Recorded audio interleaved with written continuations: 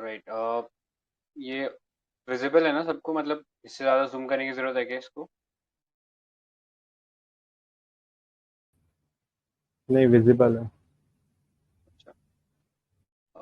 ठीक है, स्टार्ट करते हैं विद क्वेश्चन नंबर 11। सो ये था रिगार्डिंग सर्विस एरिया अप्रोच। ठीक है। सो ये इनमें से कौन सी स्कीम के अंडर इम्प्लीमेंट हो रहा था? तो थोड़ा सा out of the blues question था, मतलब काफ़ी पुराना टाइम पे ये स्कीम चल रहा था। एंड यूपीएससी ने अचानक से ये क्वेश्चन पूछ दिया था 2019 के अंदर। ठीक है। सो आंसर इसका था लीड बैंक स्कीम। ठीक है। सो इसमें बेसिकली क्या हो रहा था कि पब्लिक और प्राइवेट बैंक्स को हमारी जो गवर्नमेंट है वो चाहती थी कि फाइनेंशियल इंक्लूजन बढ़े। तो कुछ बैंक्स को रिस्पॉन्सिबिलिटी दी जा रही थी कि वो एक सर्टेन डिस्ट्रिक्ट के ऊपर बैंकिंग के जितने भी रिक्वायरमेंट्स हैं उनको देखे। ठीक है। तो उसके लिए ये सर्विस एरिया अप्रोच जो था वो था कि हर एक डिस्ट्रिक्ट में एक या तो कोई प्राइवेट बैंक या फिर कोई एक पब्लिक बैंक, वो उस पूरे जो डिस्ट्रिक्ट है उसके अंदर जितनी भी बैंकिंग रिक्वायरमेंट है उसको टेक केयर करेगा। ठीक है। सो काफी पुराना क्वेश्चन था, 1969 में ये शुरू किया गया था। एंड थोड़ा आउट ऑफ द ब्लूज ही था। ठीक है। तो इसमें इतना आया नहीं आया वो वाली इतना सरदर्दी लेने की जरूरत नहीं है। ये थोड़ा वो हार्ड टाइप के क्वेश्चन है जो पूछ ही लेगा यूपीएससी। ठीक है। तो किसी को कुछ और ऐड करना है क्या इसमें लीड बैंक में? ठीक है। तो बाकी ऑप्शंस देख लेते हैं। सो इंटीग्रेटेड रूरल डेवलपमेंट प्रोग्राम जो है ये गवर्नमेंट ऑफ इंडिया ने 1960s में शुरू किया था ये वाला प्रोग्राम। ठीक है। सॉरी, 1978 में लॉन्च किया था। और इस प्रोग्राम के अंडर आइडिया ये था कि हमारे जो रूरल पावर्टी लेवल है उसको कैसे ईज आउट किया जाए या उसको कैसे पावर्टी को कम किया जाए। ठीक है। सो उस रिगार्डिंग ये मिशन था। बट अब ये मिशन जो है उतना रिलेवेंट नहीं है क्योंकि it has been subsumed under various scheme. जैसे अभी कुछ स्कीम्स की बात करें तो अ, दीनदयाल उपाध्याय ग्रामीण या Deendayal Upadhyaya NRLM, national rural livelihood mission. ठीक है। उसको रिप्लेस कर दिया गया है। कई और मिशन हैं जैसे मनरेगा वगैरह हो गया, तो वो भी इसी एजेंडा के ऊपर काम करते हैं। ठीक है। तो ये एक ऑप्शन था, इतना रेलेवेंट नहीं है। बस देख लेना कि इसके अंदर जो इम्प्लीमेंटिंग एजेंसी थी वो डिस्ट्रिक्ट रूरल डेवलपमेंट एजेंसी रहती थी, जो डिस्ट्रिक्ट लेवल पे थी, और फिर एक ब्लॉक लेवल पे एक एजेंसी थी। ठीक है। तो ये सब मिलकर इस मिशन को स्पेयर हेड कर रहे थे। ठीक है। एक और मिशन ऑप्शन के अंदर था नेशनल स्किल डेवलपमेंट मिशन। सो यहाँ पे नेशनल स्किल डेवलपमेंट मिशन जो है वो ministry of skill development and entrepreneurship ने लॉन्च किया था इन 2015। ठीक है। और इसमें हमारी जो सेंट्रल गवर्नमेंट है और स्टेट गवर्नमेंट है वो सब अपने जो स्कीम्स है उनको कन्वर्ज करके आइडिया ये था कि हम लोगों को स्किल ट्रेनिंग प्रोवाइड करें। ठीक है। सो कुछ मतलब इसमें पॉइंट्स बहुत सारे थे but most of the points were quite general. जो इंपॉर्टेंट पॉइंट्स मैंने एक दो वो निकाले हैं, जैसे maintain a national database known as labour market information system. ठीक है। तो जैसे अभी ये सर्विस अप्रोच वाला क्वेश्चन पूछा था, तो वैसे हो सकता है आगे कभी ऐसा पूछ ले कि लेबर मार्केट इंफॉर्मेशन सिस्टम ये किस चीज से रिलेटेड है। तो ये नेशनल स्किल डेवलपमेंट मिशन से रिलेटेड है। यहाँ काम ये था कि हम लोग जो वर्कर्स का जो स्किल है और जो एम्प्लॉयर्स का डिमांड है उसको एक तरीके से मैच कराएं। ठीक है। प्लस इस मिशन के अंडर सिर्फ डोमेस्टिक वर्कर की बात नहीं हो रही थी। हम यहाँ पे फोकस कर रहे थे कि जो वर्कर्स हैं उनको ओवरसीज भी एम्प्लॉयमेंट मिल सके। ठीक है। तो उसके लिए भी हमने यहाँ पे प्रोविजन रखा था। ठीक है। इंटरनेशनल लेवल पे किसी को जाके वर्क करना हो तो वो भी इस मिशन के अंदर ध्यान रखा गया था। ठीक है। नेक्स्ट था मनरेगा। तो मनरेगा सबको पता ही है, काफी इम्पोर्टेंट एक्ट है। तो कोई नंबर ऑफ डेज बता सकते हैं कितने नंबर ऑफ डेज होते हैं जिसके अंदर मैंडेटरी वर्क मिलता है मनरेगा के अंदर? 100। ओके। क्या किसी कंडीशन में 100 से ऊपर हो सकता है क्या? हाँ, 150 हो सकते हैं ना। ड्रोट वगैरह हो, या फिर SC ST को भी है कुछ स्पेशल प्रोविजन, ऐसा है कुछ। करेक्ट। मतलब अगर ड्रॉट या कोई नेचुरल क्लैमिटी हो तो वहां पे 50 डेज का एडिशनल वर्क दे सकते हैं मनरेगा स्कीम के अंडर। ठीक है। मनरेगा scheme is a supply driven scheme, true और false? Demand. Correct, demand driven है। तो ऐसा आई थिंक कहीं पे सवाल इस टाइप का पूछा हुआ भी था। तो ये चीज याद रखना कि इसके अंदर सेंट्रल गवर्नमेंट जो है वो बेयर कर रही है सारा कॉस्ट ऑफ अनस्किल्ड लेबर। सिर्फ स्टेट को क्या खर्चा करना है, स्टेट को सिर्फ खर्चा करना है 75% of the material good required. ठीक है। जैसे सीमेंट हो गया या फिर और कोई पत्थर या कोई टूल्स हो गए जो मनरेगा वर्क के अंदर चाहिए होंगे, तो उसमें से जो 75% कॉस्ट है वो सेंट्रल गवर्नमेंट बेयर करेगी। केवल स्टेट्स को सिर्फ 15% of the material cost bear करना है। ठीक है। सो ये डिस्टिंक्शन थोड़ा दिमाग में रखना। Labour cost plus material cost up to 75% would be given by centre, remaining 15% would be given by state. ठीक है। तो ये चीज है। प्लस अभी रिसेंटली इसमें जो वेजेस हैं वो लिंक किए गए हैं विद सीपीआई। तो कोई बता सकता है कौन सा सीपीआई जिसके साथ लिंक किया गया है मनरेगा वेजेस को? सीपीआई एग्रीकल्चर लेबर है। करेक्ट। तो सीपीआई एग्रीकल्चर लेबर जो है उसको इससे लिंक कर दिया गया है। ठीक है। तो वो भी एक इम्पोर्टेंट चीज है इसके अंदर। And ministry of rural development जो है along with state government monitor करता है इस स्कीम को। एंड इसके अंदर जो मैक्सिमम वर्क है agriculture and allied activity constitute more than 65% of the work taken up under the programme. ठीक है। तो ये चीज है। इसके अलावा किसी को और कोई पॉइंट ऐड करना है क्या मनरेगा में? ये लिंक तो पहले भी था शायद सीपीआई से, वो बीएसईआर चेंज करने की बात चल रही थी ना शायद, ये उसको बीएसईआर को चेंज नहीं, करो कुछ। लिंक पहले नहीं था, लिंक अभी 1-2 साल में ही किया है। आई थिंक सर ये पहले भी हमने डिस्कस किया था, प्रपोज अच्छा हाँ, किया था, लिंक नहीं हुआ है ये। पीआईबी का मतलब ये पीआईबी पे लिखा हुआ था, are link to CPI AW provisions of the section 6 of MG NREGA act. तो पीआईबी का आर्टिकल था।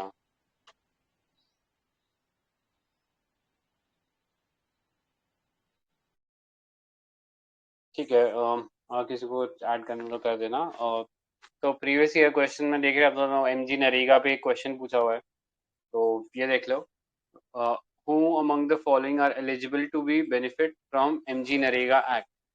Adult of only scheduled caste and scheduled tribe household, adult of below poverty line household, adult members of household of all backward castes, D adult members of any household। तो क्या होना चाहिए answer? D, D adult होगा। member of any household। Correct. तो D answer होना चाहिए था। काफी सिंपल सा क्वेश्चन पूछा हुआ था। सो ये एमजी नरेगा जो स्कीम है इसके अंडर एक जॉब कार्ड भी बनता है, ट्रू और फॉल्स? ट्रू। ट्रू है। एंड कौन बनाता है या कहाँ से बनता है? ग्राम सभा। ग्राम सभा नहीं, ग्राम सभा तो लोगों की मंडली होती है, मतलब जो वहाँ पे एलिजिबल वोटर्स हैं। ग्राम पंचायत में, पंचायत। हाँ पंचायत में जाके बनवाना पड़ेगा। एंड वो बनवाने के कितने दिन बाद अगर काम नहीं मिलता तो फिर कंपनसेशन देना पड़ेगा सेंट्रल गवर्नमेंट को, मतलब सॉरी गवर्नमेंट को। 15 डेज ना। करेक्ट। तो ये वाले पॉइंटर्स लिखे नहीं थे, तो इसको थोड़ा सा ऐड ऑन कर लेना। ठीक। किसी को कुछ और ऐड करना है इस क्वेश्चन में? अच्छा कोई स्टेट बोल रहा था ना अर्बन मनरेगा। हाँ, अर्बन मनरेगा की बात हो तो रही थी, बट आई थिंक अभी कुछ आया नहीं है अर्बन मनरेगा के लिए। इसमें ये भी तो था ना, अनएम्प्लॉयमेंट अलाउंस।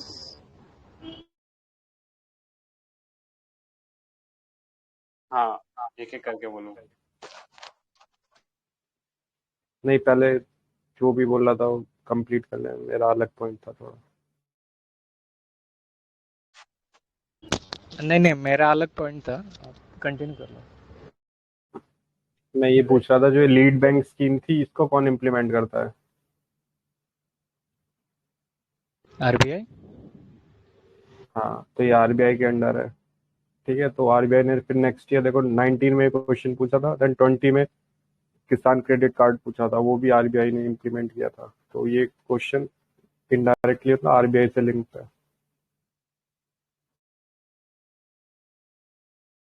ठीक है। स्वप्निल, आपका क्या था पॉइंट? हाँ, मैं पूछ रहा था कि जो अनएम्प्लॉयमेंट अलाउंस दिया जाता है ना मनरेगा में, तो ये नेशनल इनकम में काउंट होगा क्या? ये तो बहुत भारी सवाल पूछ लिया। मे अच्छा भी नहीं जी, होता है, मे भी नहीं होता। एक्चुअली नहीं नहीं होता, नहीं होता।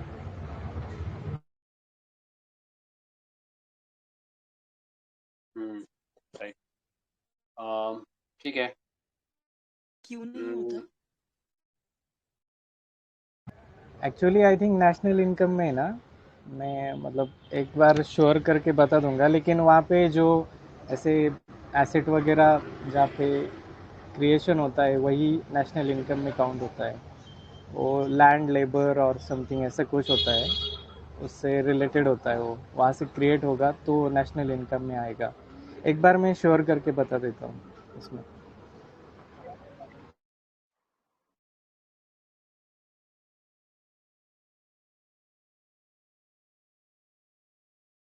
ठीक है, नेक्स्ट पे चलते हैं फिर।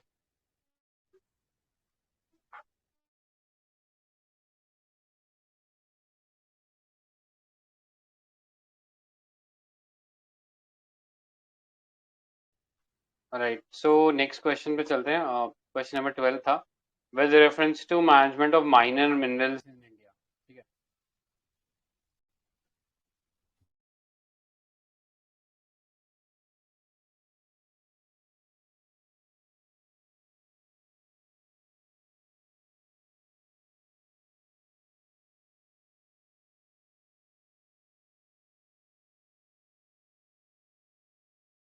सर आपकी आवाज़ नहीं आ रही।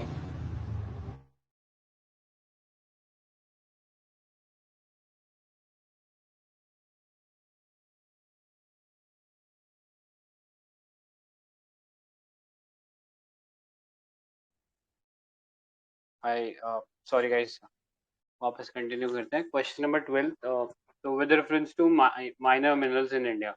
ठीक है, तो पहला स्टेटमेंट था sand as a minor mineral. Next was state government have the power to grant mining leases of minor minerals, but the power regarding formation of rules grant of minor minerals lie with the central government. Third, the state government have the power to frame rules to prevent illegal mining of minerals. तो कोई guess कर सकता है क्या answer हो सकता था इसका? मतलब इसका आइडिया क्या आंसर हो सकता था?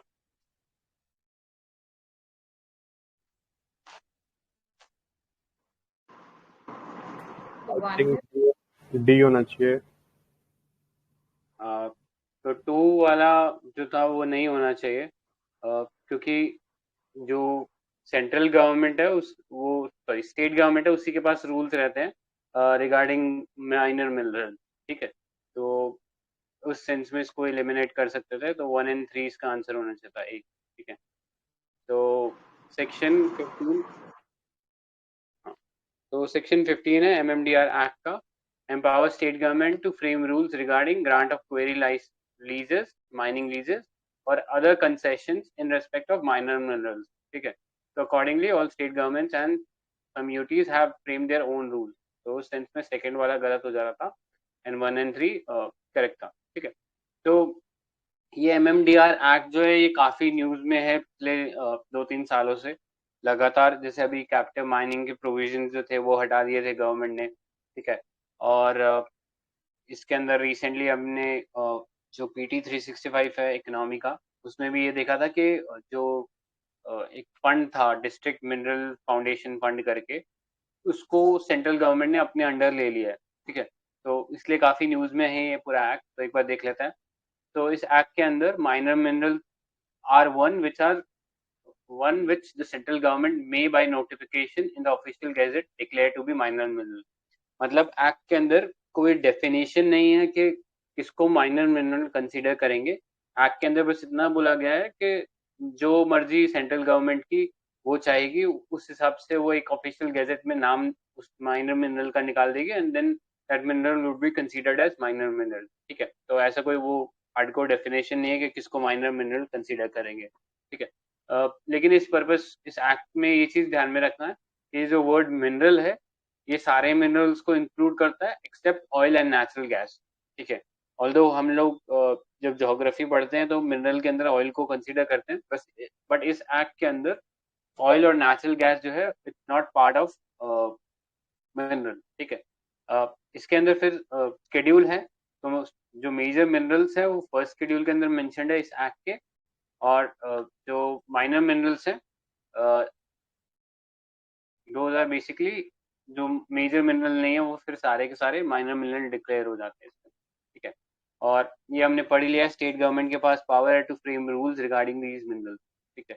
तो while policy and legislation relating to major minerals are dealt by Ministry of Mines under Union और द सेंट्रल गवर्नमेंट, ठीक है। तो मेजर मिनरल्स के लिए पूरा करता धरता जो है वो हमारा सेंट्रल या जो मिनिस्ट्री ऑफ माइंस है वो है, और जो माइनर मिनरल्स है उसके लिए स्टेट गवर्नमेंट है, ठीक है। तो काफी बार ये मिनरल वाला जो टॉपिक है ना ये यूपीएससी में कई बार पूछा गया, मतलब इधर with respect to this act MMDR act और with respect to the type of mineral, ठीक है। तो आगे जाने से पहले पहले थोड़ा शेयर देख लेते हैं कि हमारे इंडिया के अंदर अक्रॉस स्टेट अगर हम देखा जाए तो सबसे ज्यादा मिनरल प्रोडक्शन में शेयर है वो राजस्थान का है 17%, followed by Orissa, then followed by Andhra Pradesh, ठीक है। और इंडिया का लेवल अगर आप देखोगे तो 2017 का ये डेटा है और 18 का ये डेटा है। तो सेकंड है क्रूड और स्टील और कोल के प्रोडक्शन में, थर्ड है जिंक के प्रोडक्शन में, फोर्थ है एल्यूमिनियम, क्रोमाइट, आयरन और लेड एक्सेट्रा, ठीक है। तो ये सेकंड थर्ड फोर्थ याद रख लो, बाकी तो इतना इम्पोर्टेंट नहीं है कि इतना डेप्थ में जाना, ठीक है।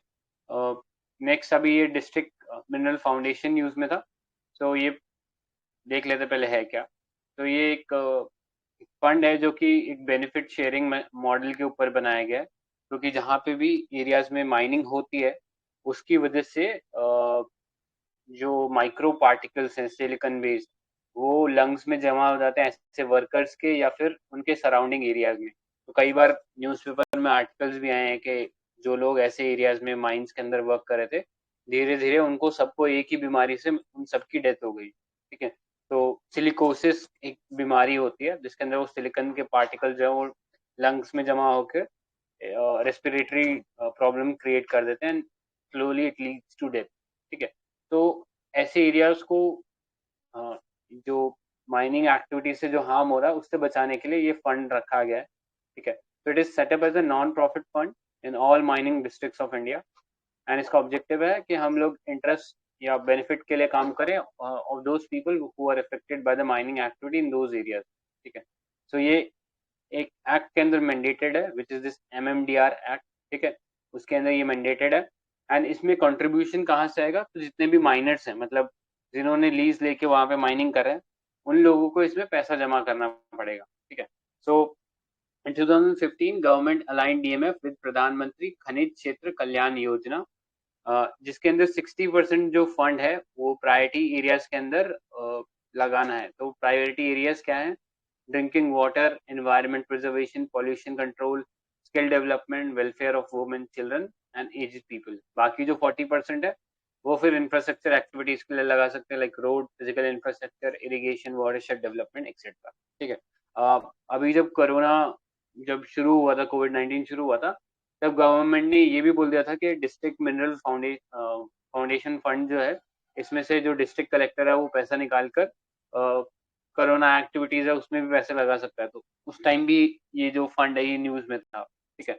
एंड रिसेंटली अभी सेंट्रल गवर्नमेंट ने ये जो फंड है इसको अपने अंडर ले लिया, मतलब अब सेंट्रल गवर्नमेंट से परमिशन लेनी पड़ेगी इस फंड को यूज करने के लिए, क्योंकि ऐसा देखने में आ रहा था कि कई जो स्टेट गवर्नमेंट है वो डाइवर्ट कर रहे थे पैसा जो मैंडेटेड एक्टिविटीज है उससे, ठीक है। तो इसलिए सेंट्रल गवर्नमेंट ने अपने अंडर ले लिया है इसको, ठीक है। किसी को कुछ और ऐड करना है क्या इसमें? ऑलराइट, तो क्वेश्चन देख लेते हैं, मतलब सिमिलर। हाँ सर, 1972 में गवर्नमेंट ने जो कोकिंग कोल माइंस थी ना तो वो नेशनलाइज कर दी थी, Bharat coking coal limited company establish करके। फिर 1973 में non coking coal mines nationalize कर दी, coal mines authority limited establish करके। फिर 1975 में सब मर्ज कर दिया था, फिर कोल इंडिया लिमिटेड एस्टेब्लिश की थी। तो मतलब वो जो कोकिंग कोल और नॉन कोकिंग कोल, इसमें क्या डिफरेंस है, कोई बता सकता है? क्योंकि अभी मिशन कोकिंग कोल करके भी एक मिनिस्ट्री ऑफ कोल ने उनका मिशन है। तो कोकिंग कोल बेसिकली जो नॉर्मल कोल होता है उसको एब्सेंस ऑफ ऑक्सीजन में हीट करते हैं, तो उसमें से जो इम्प्योरिटीज होती है वो निकल जाती हैं, तो उसका कैलोरीफिक वैल्यू तो ऑलमोस्ट उतना ही रहता है, लेकिन उसमें जो पोल्यूटेंट है या जो ऐश थोड़ा कंटेंट है वो कम हो जाता है। हाँ करेक्ट है, मतलब ऐश फ्री भी बोल सकते हैं उसको, कोकिंग कोल को। पूरी तरह से नहीं, लेकिन बोल सकते हैं हम उसको। वो आयन एक्सट्रैक्ट करने के लिए यूज़ कर सकते हैं। मतलब कोकिंग कोल को हीट किया जाता है कोक बनाने के लिए, फिर उसको ब्लास्ट किया जाता है for the extraction of iron from iron ore. और नॉन कोकिंग कोल हम मतलब थर्मल कोल होता है, वो पावर जनरेशन के लिए यूज़ करता है, उसमें ऐश कंटेंट ज़्यादा होता है। राइट। सो जैसा अभी बात किया हम लोगों ने कि क्वेश्चन जो है इससे मतलब डायरेक्टली इस एक्ट से ऑलमोस्ट 2 बार पूछ लिया है, मतलब 19 में ये क्वेश्चन पूछा था, 2020 में ये क्वेश्चन पूछ लिया था। तो again out of the blues question था, किसी ने ये एक्ट में सारे वो मिनरल्स पढ़ रखे हैं तभी वो उसको आंसर कर पाता, अदरवाइज आई डोंट थिंक कि आंसर करना इसको आसान था या कोई ट्रिक थी। अगर किसी के पास कोई ट्रिक है तो बताना इसमें। सो ये इसमें ना क्या था सर, जो आपने अगर जो पीवाईक्यू किए होंगे तो ये क्रोमाइट और सिलिमेनाइट ये पीवाईक्यू के ऑप्शन में पहले गिवन थे, तो एक ही ऑप्शन था जहाँ पे 2 और 4 मतलब थे साथ में। एक्चुअली ये am I audible? Yes, audible. हाँ, तो ये पहले मैंने दिशा में देखा था, तो उसमें दिया गया है whichever minerals they have metal content they can be called major। मतलब ये एक ट्रिक है, आई डोंट नो। हाँ, लेकिन ये भी जानना चाहिए कि इसमें मेटल कंटेंट है कि नहीं। हाँ, मतलब इसमें आई थिंक आप डायरेक्टली देखोगे तो क्रोमाइट हमें पता है कि क्रोमियम एक मेटल होता है, बाकी इतना वो नहीं था। तो आंसर था इसका 2, 3, 4 क्रोमाइट, काइनाइट एंड सिलिमेनाइट। ठीक है, तो डी इसका आंसर था। बेंटोनाइट एक मेजर मिनरल नहीं है, तो प्रॉब्ली यहाँ से अब आगे के लिए याद रख सकते हो कि ये मिनरल्स हमने देखे हैं, क्रोमाइट, काइनाइट एंड सिलिमेनाइट। तो इसी एक्ट से ही डायरेक्ट बेयरिंग है इस क्वेश्चन का, तो मतलब देख लो अब याद रहे तो। बाकी मेरे को नहीं लगता कि इतना ऐसे डेप्थ में जाके एक एक मिनरल पढ़ना चाहिए ऐसे। ठीक है, तो और इसके सर अलावा पीटी में ये भी गिवन था ना, काइनाइट में इंडिया डेफिसिट है। अच्छा अभी पीटी 365 में लगे ये? हाँ अच्छा, हाँ, इस बार पीटी 365 में सारे major minor they have segregated, मतलब एक बार देख लेने से इट्स बेटर। राइट। तो ये वाला पीटी से एक बार और रेफर कर लेना। तो ये था क्वेश्चन। अपार्ट फ्रॉम दैट ये जो मेजर मिनरल है ना, वो एमसीडीआर एक्ट है ना, उसके अंडर थे ये सब। इकोनॉमिक सर्वे में दिया था जो भी सब मेजर मिनरल है। 2020 लास्ट ईयर का जो इकोनॉमिक सर्वे था ना, तो उसमें वो दिया हुआ था, मतलब एक टेबल था एमसीडीआर एक्ट के अंदर।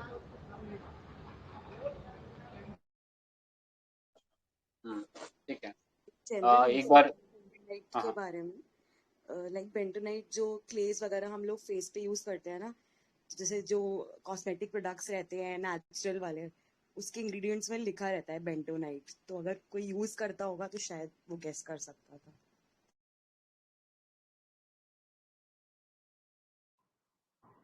अच्छा, हाँ ये भी है एक। करते हैं क्या? नहीं, हम लोग तो नहीं ठीक है। नेक्स्ट ये क्वेश्चन देख लो, मतलब ट्रेंड ये एमएमडीआर से तो आई थिंक ये 1-2 क्वेश्चन ही पूछा हुआ है, बट मिनरल यूपीएससी का एक फेवरेट टॉपिक रहा है। कि हर साल हर दूसरे साल कुछ ना कुछ मिनरल रिलेटेड क्वेश्चन पूछ लेता है। तो जैसे ये कोल रिलेटेड एक क्वेश्चन पूछा है, सो एक बार मैं रीड कर देता हूँ। 2020 का ये क्वेश्चन था, coal ash contain arsenic, lead and mercury. Next, coal fired power plant release sulphur dioxide, oxides of nitrogen into the environment. Third, high ash content is observed in Indian coal. तो answer क्या होना चाहिए इस question का? D, 1 2 3। Correct. तो ये थोड़ा easier side पे था क्वेश्चन। जनरली हम लोग पढ़ते ही हैं ये सब चीजें, तो इसमें इतना कोई वो दिमाग लगाने वाला नहीं था। डी आंसर था इसका। ठीक है। सिमिलरली बहुत सारे और क्वेश्चन पूछे गए हैं, तो थोड़ा मिनरल टॉपिक को एक बार ढंग से देख लेना। ठीक है। ऑलराइट, और कुछ किसी को ऐड करना है? एक और क्वेश्चन था, एक PYQ है, मतलब मुझे लगता है वो अभी रेलिवेंट है। तो अभी जैसे माइनिंग उसमें मतलब ब्लास्ट काफी हो रहे हैं, तो यूपीएससी ने एक बार पूछा था कि ये ब्लास्ट किस वजह से होते हैं, मतलब कौन सी गैसेस रिलीज होती हैं और कौन सी गैसेस के इंटरेक्शन से होते हैं। मतलब काफी पुराना है ये PYQ, और अभी साइबेरिया में शायद हुआ था, काफी लोग वहां मर गए थे।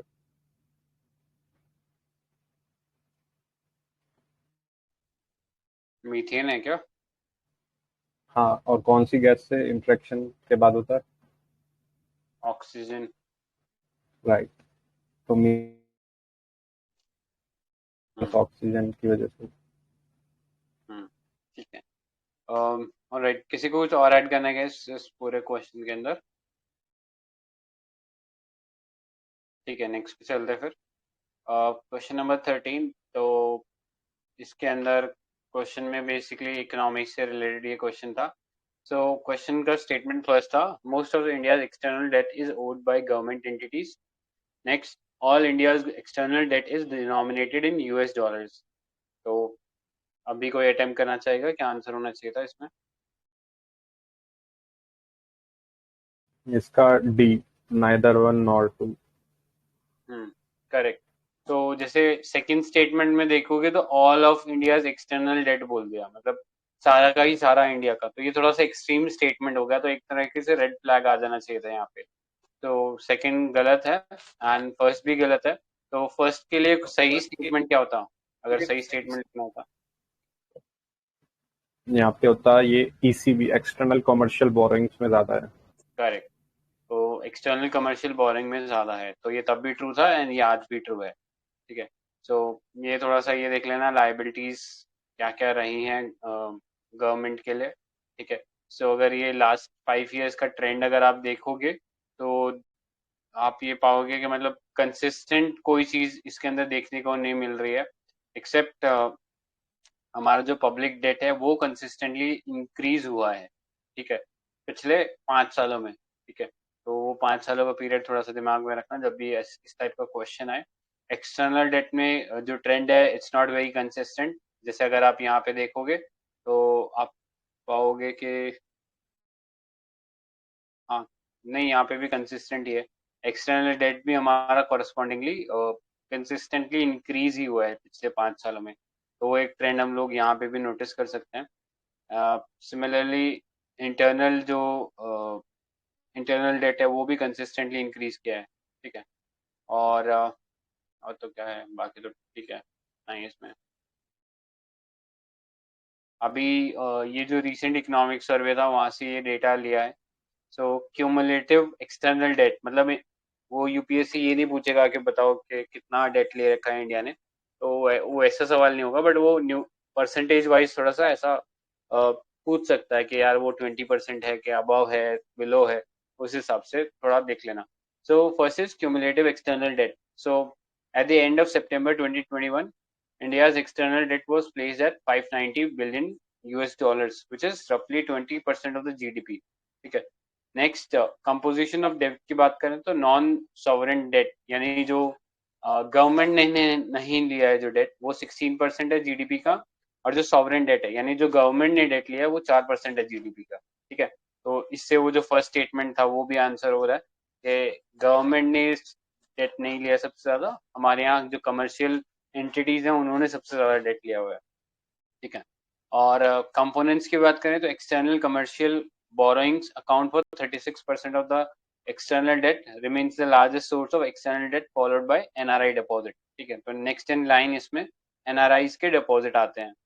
नेक्स्ट ड्यूरेशन ऑफ डेट की बात करें तो हमारा जो लॉन्ग टर्म डेट है, मतलब जिसका मेच्योरिटी पीरियड 1 साल से बड़ा है, उसका एक ह्यूमंगस परसेंटेज है हमारे एक्सटर्नल डेट में, तो विच इज रफली अराउंड 83%. मतलब हमारा 83% एक्सटर्नल डेट जो है वो लॉन्ग टर्म डेट है. बाकी जो 17% डेट है वो एक शॉर्ट टर्म डेट है जिसकी मेच्योरिटी 1 साल से कम है. एंड अगर हम डिनोमिनेशन की बात करें इस डेट की तो 15%, मतलब जैसे ये क्वेश्चन को अगर मैं इस तरीके से रिफ्रेम कर देता कि almost 50% of India's external debt is denominated in US dollar, तो वो चीज फिर ट्रू हो जाती. ठीक है, तो 51% हमारा जो डेट है वो यूएस डॉलर के अंदर है, बाकी रिमेनिंग फिर वो रुपी के अंदर है, येन के अंदर है, एसडीआर के अंदर है एंड यूरो के अंदर है. ठीक है, तो ट्रेंड यही है कि ये क्वेश्चन मतलब डायरेक्टली इस टाइप के क्वेश्चन के पीछे भागने की जरूरत नहीं है. जो देखने की जरूरत है वो है इकोनॉमिक सर्वे. ये अगर आपने इकोनॉमिक सर्वे सही से कर लोगे तो इस टाइप के क्वेश्चन इजीली सॉल्व हो जाएंगे. और एटलीस्ट 2 या 3 क्वेश्चन हर साल यूपीएससी पूछता है इकोनॉमिक सर्वे से, तो वो उसका एक गो टू मटेरियल है, तो आप भी उसको थोड़ा ढंग से कर लेना. ठीक है, सो यही था आई थिंक इसके अंदर. किसी को कुछ और ऐड करना है इस क्वेश्चन में?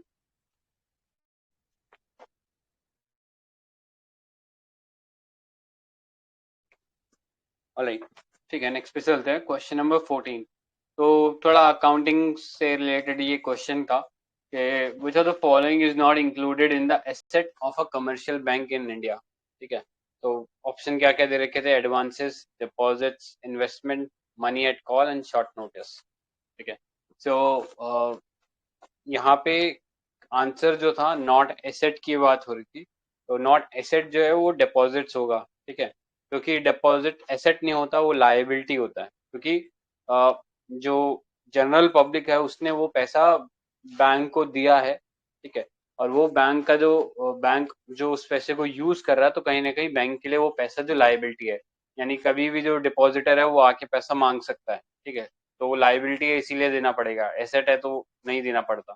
ठीक है, तो बाकी सारे जो इंस्ट्रूमेंट्स हैं, advances, investments, money at call and short notice, ये सब एसेट कैटेगरी में आते हैं बैंक के लिए. ठीक है, तो सिंपल एक अकाउंटिंग बेस्ड क्वेश्चन था इसमें. आई थिंक और रेलेवेंट कुछ लगा नहीं. किसी को कुछ और ऐड करना है क्या इसमें? इसमें सर एक ट्रीटी के अंदर था ना, हम एक इंटरनेशनल ऑर्डर फॉलो करते हैं इसके लिए, money at call and short notice. तो लिबोर था देखो, जो हम हाँ. लंदन बेस्ड कर रहे थे, तो अभी हम उसको मतलब वो शिफ्ट करेंगे ऑस्ट्रेलियन या स्वीडन वाले उसको. करेक्ट. तो अभी गाइडलाइंस वो मतलब रिलीज की थी आरबीआई ने उसके लिए. करेक्ट. तो अभी वो लिबोर वाला कॉन्सेप्ट था, उसके लिए मनी जो शॉर्ट नोटिस पे मांगते थे बैंक एक दूसरे से, इंटर बैंक लेंडिंग जो वो रहता था ऑपरेशन, उसमें लिबोर यूज कर रहे थे, तो अब आरबीआई ने उसको फेज आउट करने के लिए बोला है. तो ये टॉपिक न्यूज में था. ठीक है, और किसी को कुछ ऐड करना है क्या इसमें? ऑलराइट, नेक्स्ट पे चलते हैं. सो next question was, in context of India, which of the following factor contribute to the risk of reducing the risk of currency crisis? ठीक है, मतलब किससे हमारा जो करेंसी क्राइसिस है वो रिड्यूस होगा, बेसिकली क्वेश्चन ये था. तो फर्स्ट स्टेटमेंट था the foreign currency earnings of the Indian IT sector increasing government expenditure. Third था रेमिटेंसेस फ्रॉम अब्रॉड.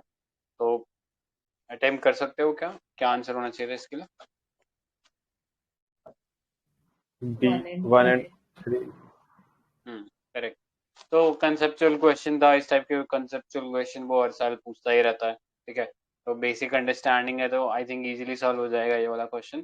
तो गवर्नमेंट का अगर एक्सपेंडिचर बढ़ेगा तो उससे हमारा जो करेंसी है वो मतलब इन्फ्लेशन होगा और हमारे करेंसी की जो परचेजिंग पावर है वो डिक्रीज हो जाएगी. तो उस सेंस में एक करेंसी क्राइसिस को ट्रिगर कर सकता है इंक्रीजिंग, मतलब अनप्लान्ड गवर्नमेंट एक्सपेंडिचर जो है वो उस तरीके से ट्रिगर कर सकता है इकोनॉमिक करेंसी क्राइसिस को.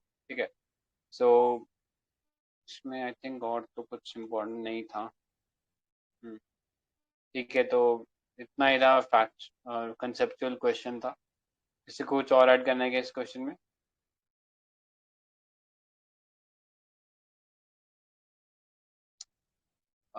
ठीक है, नेक्स्ट पे चलते हैं। तो क्वेश्चन नंबर 16 था, पॉलिटी से रिलेटेड ये क्वेश्चन है।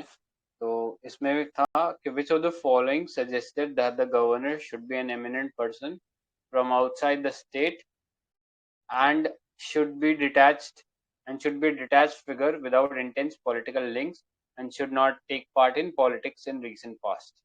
ये कौन सी कमेटी का रिकमेंडेशन था? तो सरकारिया कमीशन था, उसका ये रिकमेंडेशन था। ये बाकी चारों कमिटीज जो हैं, ये कोई बता सकता है किस किस चीज से रिलेटेड थी? ARC के लिए ही है। Sorry, Rajamannar committee is for ARC। Rajamannar is for centre state relations. ठीक है, सॉरी, हाँ। हाँ। एआरसी जो है एक ब्रॉड स्पेक्ट्रम है, मतलब अक्रॉस पूरा का पूरा गवर्नेंस कैसे करना है उसके ऊपर डील करती है। सरकारिया अगेन जो है वो सेंटर स्टेट रिलेशंस पे ही थी।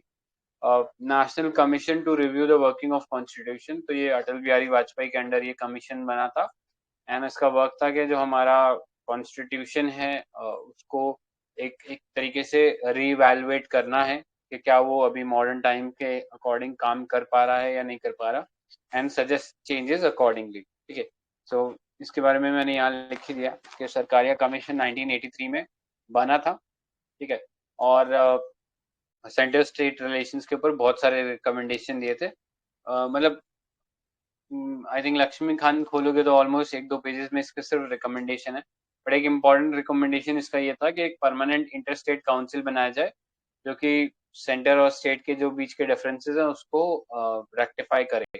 ठीक है, सो उन्होंने रिकमेंड किया था कि this council should be formed under article 263 of the constitution. ठीक है, तो ये आई थिंक याद रख सकते हैं हम लोग। बाकी रिकमेंडेशन और भी बहुत सारे थे, बट आई थिंक ये सबसे इम्पोर्टेंट रिकमेंडेशन था इसका। नेक्स्ट एआरसी की बात कर लेते हैं। तो एआरसी 2 बार बना है। फर्स्ट एआरसी किसकी प्रेसिडेंटशिप या चेयरमैनशिप के अंडर था फर्स्ट एआरसी? मोरारजी देसाई थे पहले, उनके बाद वो केन हनुमन था। मोरारजी देसाई ने रिजाइन किया था उसके बाद। करेक्ट, तो ये मोरारजी देसाई थे पहले, बट बाद में उन्होंने रिजाइन कर दिया। उनकी जगह के एन अमनथैया जो थे वो इसके चेयरमैन बन गए थे। ठीक है, सेकेंड एआरसी 2005 में आया था। चेयरमैनशिप थी वीरप्पा मोइली, कांग्रेस के एक लीडर हैं, उनके अंडर ये बना था सेकेंड एआरसी। ठीक है, राजमन्नार कमेटी जो है 1969 में आया था। मतलब ये ना क्रोनोलॉजी भी देख लेना कि कई बार ये क्वेश्चन क्रोनोलॉजी में आ सकता है, तो पता होना चाहिए कि एआरसी जो है 1966 में था, सेकेंड एआरसी 2005 में था, राजमन्नार जो था वो 1969 में था। डीएम के तब की गवर्नमेंट थी तमिलनाडु की, उन्होंने ये बनाया था ये कमेटी, एंड इसने काफी सारे रिकमेंडेशन दिए थे। थोड़े ही रिकमेंडेशन थे, तो एक बार देख लेते हैं, क्योंकि जिस टाइप का ये क्वेश्चन आया उसी टाइप का आगे भी आ सकता है। तो एक इंटरस्टेट काउंसिल बनाने का इन्होंने भी रिकमेंडेशन दिया था। एंड कोई भी ऐसा बिल जो कि नेशनल इंपॉर्टेंस का हो, तो उसके लिए जो स्टेट के इंटरेस्ट को भी इफेक्ट करा, तो उसको पार्लियामेंट में लाने से पहले एक इंटरस्टेट काउंसिल को रेफर किया जाए। नेक्स्ट उन्होंने बोला था फाइनेंस कमीशन एक परमानेंट बॉडी बनना चाहिए। प्लानिंग कमीशन जो है इट शुड बी डिसबैंडेड। ठीक है, और हमें पता ही है कि प्रॉब्लम्स क्या क्या थी प्लानिंग कमीशन के। फिर प्रेसिडेंट रूल जो था एक काफी नोटोरियस प्रोविजन बन चुका था कॉन्स्टिट्यूशन का उस टाइम, तो उसको भी ओमिट करने की बात की गई थी। और further the provision that the state ministry holds the office during the pleasure of governor should be omitted. ठीक है, तो वही प्रेसिडेंट रूल से ही डायरेक्टली रिलेटेड था ये चीज भी। फिर ये चीज बोला गया था कि यूनियन लिस्ट और कंकरेंट लिस्ट में कुछ आइटम्स है वो स्टेट लिस्ट में वापस डाले जाएं। रेसिड्यूरी पावर जो स्टेट के पास दी जाए, और ऑल इंडिया जो सर्विसेज है they should be abolish, like IAS IPS IFS, इनको अबॉलिश कर दिया जाए। ठीक है, तो ये राजमन्नार कमेटी के रिकमेंडेशन थे। नेक्स्ट हमने देख ही लिया ये national commission to review the working of constitution, तो ये 2000 में बना था अटल बिहारी वाजपेयी की गवर्नमेंट के अंडर। सो इसने भी काफ़ी सारे रिकमेंडेशन दिए थे, बट कुछ इम्पॉर्टेंट रिकमेंडेशन जो मेरे को लगे, सो मैंने यहाँ नोट डाउन किया है। आर्टिकल 15 और 16, ठीक है, उसके अंडर उन्होंने बोला क्या था कि जो डिस्क्रिमिनेशन है उसमें कुछ और ग्राउंड्स भी ऐड किए जाए, मतलब डिस्क्रिमिनेशन इन ग्राउंड्स पे भी प्रोहिबिटेड है, लाइक एथनिक और सोशल ओरिजिन, पॉलिटिकल और अदर व्यू पॉइंट, प्रॉपर्टी और बर्थ, ठीक है, तो ये भी ऐड करने की बात कही थी। फर्दर आर्टिकल 19 में उन्होंने ये भी बोला था कि the freedom of press and other media should also be included as part of freedom of speech and expression. और फिर article 21A, right to education should be expanded, ठीक है, तो ये चीज बोली गई थी NCRWC कमेटी ने, ठीक है। और किसी को कुछ ऐड करना है क्या इसमें?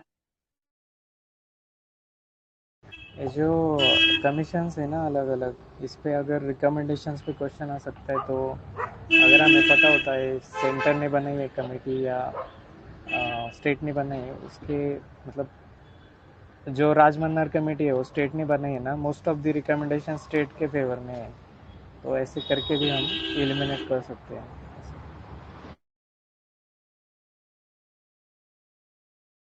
सरकार या कमीशन के most of the recommendations centre के फेवर में है। करेक्ट। इसमें एक और कमीशन है सेंटर स्टेट रिलेशन के ऊपर, एक और इम्पोर्टेंट पंची कमीशन। हाँ करेक्ट, तो ये उसका 2007 था, पंची कमीशन का। एक अकाली दल ने भी इसके ऊपर एक कमेटी बनाया था, देखो नाम याद है क्या उसका? आनंदपुर साहिब कमेटी। करेक्ट, तो आनंदपुर साहिब कमेटी भी शायद एग्रीमेंट भी बोलते हैं उसको। आनंदपुर साहिब एग्रीमेंट जो है वो तब का अकाली दल था, उन्होंने बनाया था, तो वो भी ये राजमनार कमेटी की सिमिलर लाइन। स्टेट फेवरिंग था, मतलब बहुत ही स्टेट के तरफ। करेक्ट, तो ईयर क्या था उसका? 1985 था ना, आई गेस।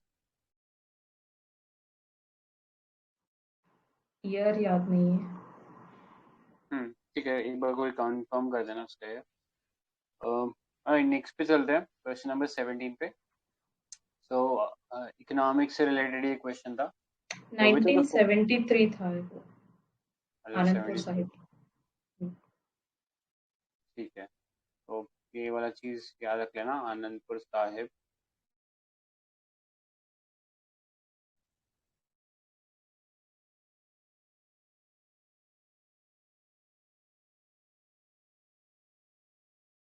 ठीक है, नेक्स्ट पे चलते हैं। तो इकोनॉमिक्स से रिलेटेड ये क्वेश्चन था, which of the following issue which of the following issued by registered foreign portfolio investors to overseas investors who want to be part of Indian stock market without directly registering themselves directly, ठीक है, तो simple question था, पढ़ के पता लग जाना चाहिए था। तो आंसर इसका डी था, पार्टिसिपेटरी नोट, ठीक है। तो पार्टिसिपेटरी नोट क्या होता है कि अगर कोई फॉरेनर है, वो इंडिया के स्टॉक मार्केट में इन्वेस्ट करना चाहता है, तो वो सेबी से रजिस्टर कोई इंस्टीट्यूशन है, FII है, तो उसके पास जाकर ये पार्टिसिपेटरी नोट ले सकता है। तो उसको जो कंप्लायंस है इंडिया के अंदर, लाइक अपना पैन कार्ड बनवाना या डीमैट खोलना, तो ये सब चीज़ों से वो बच जाएगा डायरेक्टली। उसके पार्ट पे वो सारी जो फॉर्मेलिटीज है वो उसका फॉरेन पोर्टफोलियो इन्वेस्टर या फॉरेन इंस्टीट्यूशनल इन्वेस्टर वो कर देगा, ठीक है। एंड जो FII है वो उसको, जो फॉरेनर है उसको एक P नोट दे देगा, पार्टिसिपेटरी नोट दे देगा, तो that's how foreigners can invest in India, ठीक है। तो बाकी ये टर्म्स हैं वो भी काफ़ी इंपॉर्टेंट है, certificate of deposit, commercial paper, promissory note. तो कोई बता सकता है कि सर्टिफिकेट ऑफ डिपॉजिट में क्या होता है?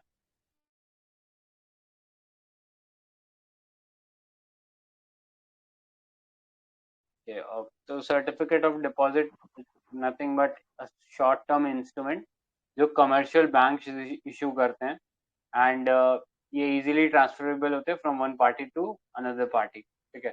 सो ये मैच्योरिटी पीरियड जो है कमर्शियल डिपॉजिट का, ये 91 डेज से लेके 1 ईयर तक रहता है, and these can be issued to individual cooperatives and companies, ठीक है।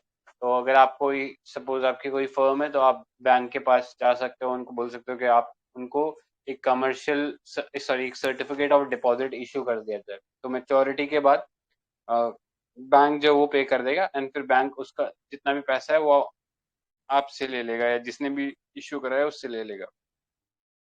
ठीक। एक चीज होती है कमर्शियल पेपर, तो कोई डिफरेंस बता सकता है सर्टिफिकेट ऑफ डिपॉजिट और कमर्शियल पेपर में डिफरेंस क्या होता है?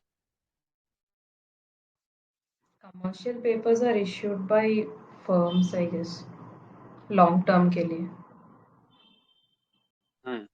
मतलब Corporate वही people issue them.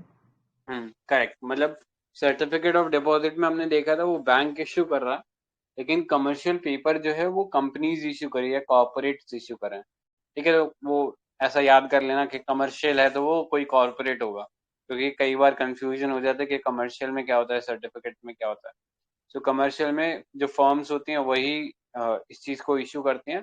Maturity period इसका भी शॉर्ट टर्म लोन के लिए ही रहता है, तो 15 डेज से लेके 1 ईयर तक इसमें मेच्योरिटी पीरियड रहता है। ठीक है, और कमर्शियल पेपर अगेन ये भी ट्रांसफरेबल है, एंड मोस्टली जो रेप्यूटेड कंपनीज जो होते हैं वही ये इशू कर सकते हैं कमर्शियल पेपर। ठीक है, देन कॉल मनी अभी हमने जस्ट डिस्कस ही किया था कि बैंक्स को कई बार अपने जो रेगुलेटरी एडजस्टमेंट्स हैं उनको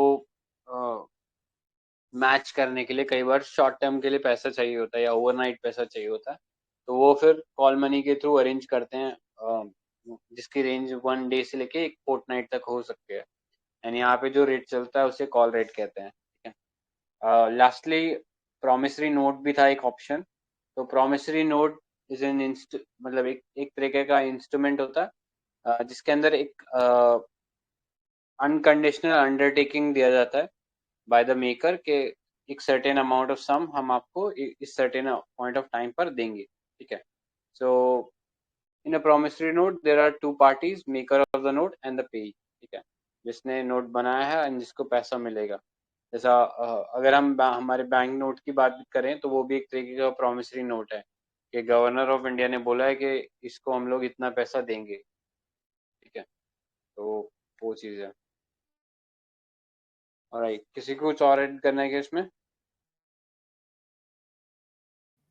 जो ये एक क्वेश्चन था यहाँ पे, कॉल मनी में जो कॉल रेट होता है, जो उस पे इंटरेस्ट रेट चार्ज होता है, ये कौन डिसाइड करता है? बैंक रेट के अकॉर्डिंग होता है ना। अभी हम तो लाइबोर बैंक, माइक्रो देखा है ना. हाँ, बैंक मतलब खुद से ही करते हैं आपस में, कोई और नहीं करता है।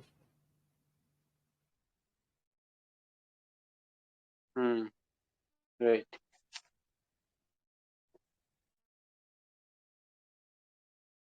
ठीक है, और किसी को कुछ ऐड करना है क्या? सो 2020 में एक क्वेश्चन इन्हीं टर्म्स के ऊपर ही आ गया, मतलब ये देख लो जो ऑप्शन पूछे हुए थे 19 के अंदर, 2020 के अंदर उन्हीं टर्म्स को यूज करके क्वेश्चन बना दिया गया। ठीक है, सो क्वेश्चन एक बार कोई रीड कर सकता है क्या?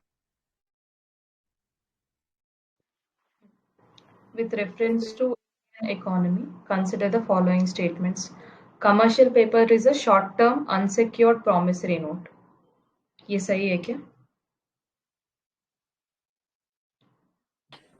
Commercial. हाँ, ट्रू है। हाँ ये सही है। सही है। ठीक है, फिर certificate of deposit is a long-term instrument issued by the Reserve Bank of India to a corporation. ये सही है क्या? फॉल्स। अभी Right. भी देखा false है। Correct. Call money is a short-term finance used for interbank transaction. ये भी अभी देखा हमने. And zero coupon bonds are the interest-bearing short-term bonds issued by scheduled commercial banks. ये interest-bearing लिखा है, तो zero coupon bonds are the interest-bearing short-term bonds issued by scheduled commercial banks. ये सही है क्या? Scheduled commercial banks to the corporations. False है। ये फॉल्स है। जहाँ भी Right. कूपन आता है ना वहाँ पे हाँ. डिस्काउंटेड मतलब हमारा मिलता है वो जो भी हाँ, तो फेस वैल्यू ये होती है जीरो उसकी। कूपन दिखा है तो इंटरेस्ट नहीं मिलेगा इस पे. सो फॉल्स. राइट, तो आई थिंक ये मतलब ऐसे ऑप्शंस को थोड़ा सा चेंज करके या उन्हीं ऑप्शंस को यूज करके क्वेश्चन बनाने का एक तरीके से एग्जाम्पल कह सकते हैं। ठीक है, ठीक है। और एक क्वेश्चन पूछता हूँ, जो हमारे बैंक नोट्स जो होते हैं they are guaranteed by central government, true और false? False. True. RBI true. Guarantee. नहीं नहीं, सेंट्रल गवर्नमेंट की गारंटी होती है। करेक्ट। तो ये क्वेश्चन हमने शायद विवेक सिंह कर रहे थे तब भी डिस्कस किया था। तो एक बार बैंक नोट आप चेक कर सकते हो, उधर उस पर लिखा रहता है सेंट्रल गवर्नमेंट को गारंटी देता है। ठीक है, ऑलराइट। कोई और किसी को एडिशन करना है इस टॉपिक में? ऑलराइट, नेक्स्ट पे चलते हैं। Question number 18। अच्छा, so question number 18, first statement was, as per the law, compensatory afforestation fund management and national and planning authority exist at both national and state level. Next, people's participation is mandatory in compensatory afforestation program under CAF fund 2016. तो कोई attempt करेगा, क्या answer होना चाहिए था इसमें? Both are correct. One only. हाँ, मतलब इसमें आंसर वन ओनली था। People people participation is, participation mention ही नहीं था एक्ट के अंदर। हाँ मतलब पीपल पार्टिसिपेशन डिजायर्ड था, लेकिन ऐसा मैंडेटरी नहीं था कि वो हो ही हो इसके अंदर। ठीक है, तो वो सेकंड वाला एलिमिनेट हो जाएगा, तो आंसर जो है इसका वन ओनली आ जाएगा। ठीक है, सो ये एक्ट जो है ये 2016 में आया था। ठीक है,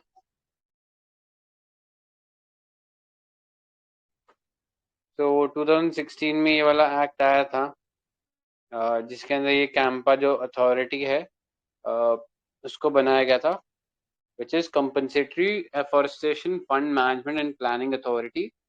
So इसका काम ये था कि both at center and in each state and union territory, ताकि हमारा जो लैंड डाइवर्जन हुआ है फॉरेस्ट का, उसके बदले में जो पैसा आता है उसको ऑप्टिमम यूटिलाइजेशन हो और एक एफिशिएंट और एक ट्रांसपेरेंट तरीके से वो वापस एफॉरेस्टेशन एक्टिविटीज के अंदर जाए। ठीक है, उसके लिए फंड बनाया गया था। एंड इससे इस फंड से पहले एक एडहॉक अथॉरिटी थी, ये कैंपा नाम से, उसको एक तरीके से फॉर्मलाइज कर दिया गया इस एक्ट के थ्रू। ठीक है, सो इस एक्ट के थ्रू हम लोग एक नेशनल कंपनसेटरी एफॉरेस्टेशन फंड बनाना चाहते थे, जो पब्लिक अकाउंट ऑफ इंडिया के अंडर वर्क करेगा, और एक स्टेट कंपनसेटरी अफॉरेस्टेशन फंड बनाना चाहते थे जो public account of each state के अंडर वर्क करेगा। ठीक है, तो ये चीज थोड़ा सा दिमाग में रखना कि पब्लिक अकाउंट में, not under consolidated fund of India और स्टेट। ठीक है, तो वो चीज इंपॉर्टेंट है। नेक्स्ट, एज पर इसके रूल्स के अकॉर्डिंग 90% जो पैसा था वो स्टेट गवर्नमेंट्स को जाना था, सिर्फ 10% जो पैसा था वो सेंटर रिटेन करेगा। ठीक है, और वो जो पैसा है वो सब यूज कहाँ होना था, वो treatment of catchment area, assisted natural generation, forest management, wildlife protection, and management relocation of village from protected area, managing human wildlife conflict, training awareness generation, the supply of wood saving devices and allied activities। मतलब बहुत diverse area है जहाँ पे इनका use करना था इस पैसे का। ठीक है, और ये रियलाइज कैसे होगा ये पैसा, तो जब भी कोई फॉरेस्ट लैंड को डाइवर्ट किया जाता है तो उसका हम एक वैल्यू निकालते हैं, उसको बोलते हैं नेट प्रेजेंट वैल्यू। ठीक है, ताकि हम डिटरमाइन कर सकें जितना अभी फॉरेस्ट डाइवर्ट किया गया है उसके कोरस्पॉन्डिंगली कितना पैसा लगना चाहिए, तब जाके वैसा ही एक फॉरेस्ट हम लोग बना पाएंगे। ठीक है, तो उसके लिए ये नेट प्रेजेंट वैल्यू वाला कॉन्सेप्ट आता है। सो हमने ये पहले भी एक इस टाइप का क्वेश्चन दिया हुआ है, इसको इकोलॉजिकल इकोनॉमिक्स के पर्सपेक्टिव से हम लोग देखते हैं। तो इसी के रिगार्डिंग एक क्वेश्चन पूछा हुआ था यूपीएससी ने 2016 के अंदर, तो ये था टीब के ऊपर, the economics of ecosystem and biodiversity TEEB. तो स्टेटमेंट वन था इसका, that this initiative is hosted by UNEP, IMF and World Economic Forum. Next, it is a global initiative that focuses on drawing attention to economic benefits of biodiversity. Third, it presents an approach that helps decision makers recognize and demonstrate and capture the value of ecosystem biodiversity. तो इसमें बता सकते हो क्या answer होना चाहिए था इसका? 2 and 3 is correct, but 1 इतने सारे, 2 and 3. so C होगा आंसर. करेक्ट. तो आंसर इसका सी है. इसमें वर्ल्ड इकोनॉमिक फोरम का कोई हाथ नहीं था. यूनेप था इसके अंदर मेजरली, एंड IMF वगैरह था इसके अंदर. वर्ल्ड इकोनॉमिक फोरम नहीं था इसमें. और ये इंडिया के एक मतलब इंडियन ओरिजिन के ही हैं शायद, पवन सुखदेव. उन्होंने ये पूरा जो the economics of ecosystem and biodiversity, इस पूरा जो रिपोर्ट था वो यूनेप में पेश किया था. ठीक है. तो वहीं से ये जो इकोनॉमी के टर्म्स में बायोडाइवर्सिटी को हम लोग मेजर करना शुरू किया, तो उसका ग्राउंड ब्रेकिंग वर्क ये TEE रिपोर्ट जो था उसी से आया था. ठीक है. इसके लिए उन्हें टाइलर प्राइज भी मिला था. ठीक है. तो ये इम्पोर्टेंट था. किसी को कुछ और ऐड करना है इसके अंदर? यहाँ पे ये ट्रिक भी यूज हो सकती है ना कि मोर देन 2 अगर इंस्टीट्यूशन दिए तो मोस्टली एक गलत दिया हो सकता है. ऐसा मोस्टली क्वेश्चन में ऐसा ही होता है. तो अगर ना आता हो तो रिस्क ले सकते हैं. करेक्ट. मतलब ये थोड़ा सा वो चीज है कि देखा गया है जब वेरिएबल्स बहुत ज्यादा हो जाते हैं किसी स्टेटमेंट में, तो उसको गलत करना उतना ही इजी हो जाता है यूपीएससी के लिए. मतलब एक भी अगर उसने ऑर्गेनाइजेशन बदल दिया, एक भी वेरिएबल बदल दिया, तो मोस्ट प्रोबेबली वो गलत हो जाएगा. ठीक है. तो उस सेंस से हम लोग थोड़ा गेस वर्क कर सकते थे यहाँ पे. ठीक है. और किसी को कुछ और ऐड करना है क्या?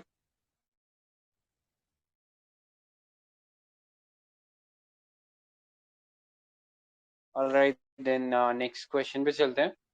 Question number 19. तो ये क्वेश्चन था कि in India which of the following review the independent regulators in the sectors like telecommunication, insurance, electricity, etc. First statement was ad hoc committee set up by the parliament. Next, parliamentary department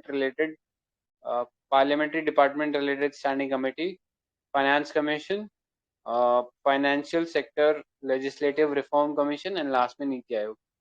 तो कोई attempt करना चाहेगा कि इसका answer क्या हो सकता था?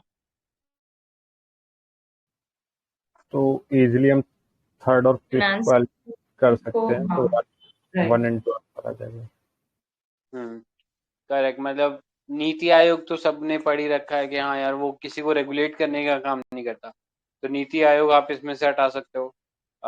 इसमें से आप फिर फाइनेंस कमीशन हटा सकते हो, क्योंकि फाइनेंस कमीशन हमने काफी पढ़ रखा है कि वो रेगुलेट करने का काम नहीं करता. तो ये अगर दो आपको पता होते और इससे एलिमिनेट करते तो भी आपका आंसर आ जाता. तो 1 and 2 इसका आंसर था. ठीक है. सो सिंपल ही क्वेश्चन था. बाकी नीति आयोग वगैरह हमने कई बार पढ़ ही रखा है, तो उसको डेप्थ में नहीं जाएंगे.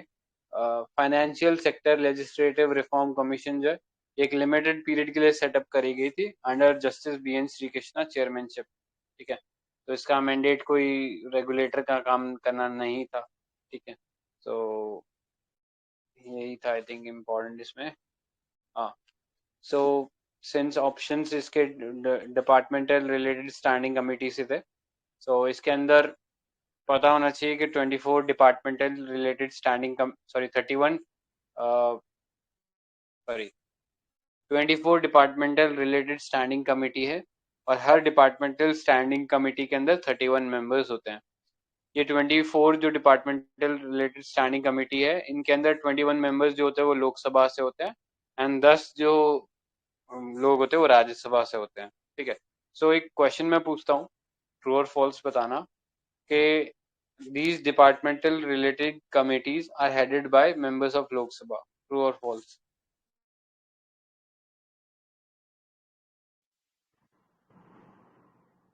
False. False है.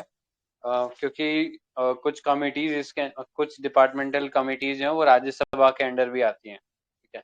तो दोनों के अंडर है. बजट के टाइम स्क्रूटिनी इन्हीं लोग करते हैं, तो ऑब्वियसली सारे लोकसभा से इट्स नॉट पॉसिबल.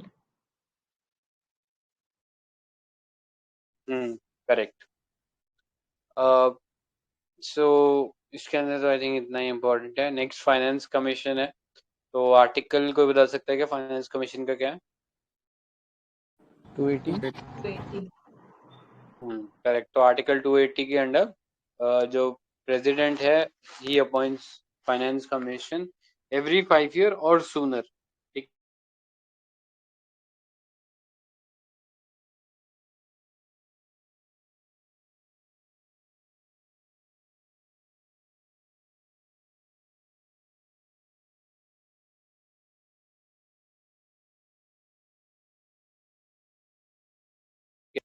हेलो, कहाँ पे मिस हो गया था?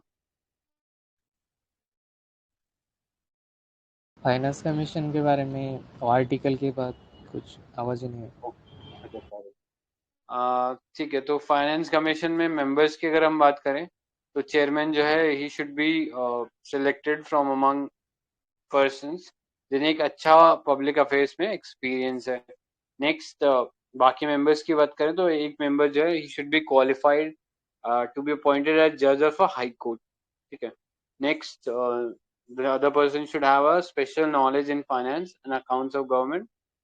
Then the third should have a wide experience in financial matters and administration, and the fourth should have special knowledge of economics. ठीक है। क्राइटेरिया मेंशन्ड है इसके लिए एक्ट के मतलब कॉन्स्टिट्यूशन के अंडर ही। नेक्स्ट, टेन्योर की बात करें तो टेन्योर जो है नॉर्मली 5 years का रहता है और ये मेंबर्स जो है रीअपॉइंट किए जा सकते हैं। ठीक है। तो ये चीज थोड़ा हम फाइनेंस कमीशन के रिगार्डिंग याद रख सकते हैं। ठीक है। किसी को कुछ और ऐड करना है क्या इसमें?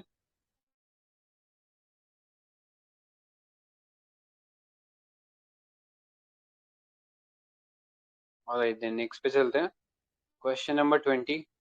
तो अगेन वेरी सिंपल क्वेश्चन था, 5 year प्लान्स पूछे हुए थे। तो first was from the second 5 year plan there was a determined thrust towards substitution of basic and capital goods. Next, the fourth 5 year plan adopted objective of correcting the earlier trend of increasing concentration of wealth and economic power. And third, in the fifth 5 year plan, for the first time, the financial sector was included as an integral part of the plan. तो answer I guess ए ही था इसका। Third वाला जो था वो गलत statement था। तो फिफ्थ 5 year प्लान के अंदर सीवियर इन्फ्लेशनरी प्रेशर चल रहा था, उसके बैकड्रॉप में बनाया गया था। तो ऑब्जेक्टिव था सेल्फ रिलायंस अचीव करें, कंजप्शन स्टैंडर्ड बढ़ाएं लोगों का ताकि उन्हें पॉवर्टी लाइन से बाहर ला सके, और हायर प्रायोरिटी जो थी इन्फ्लेशन को कर्व करने के लिए दी गई थी।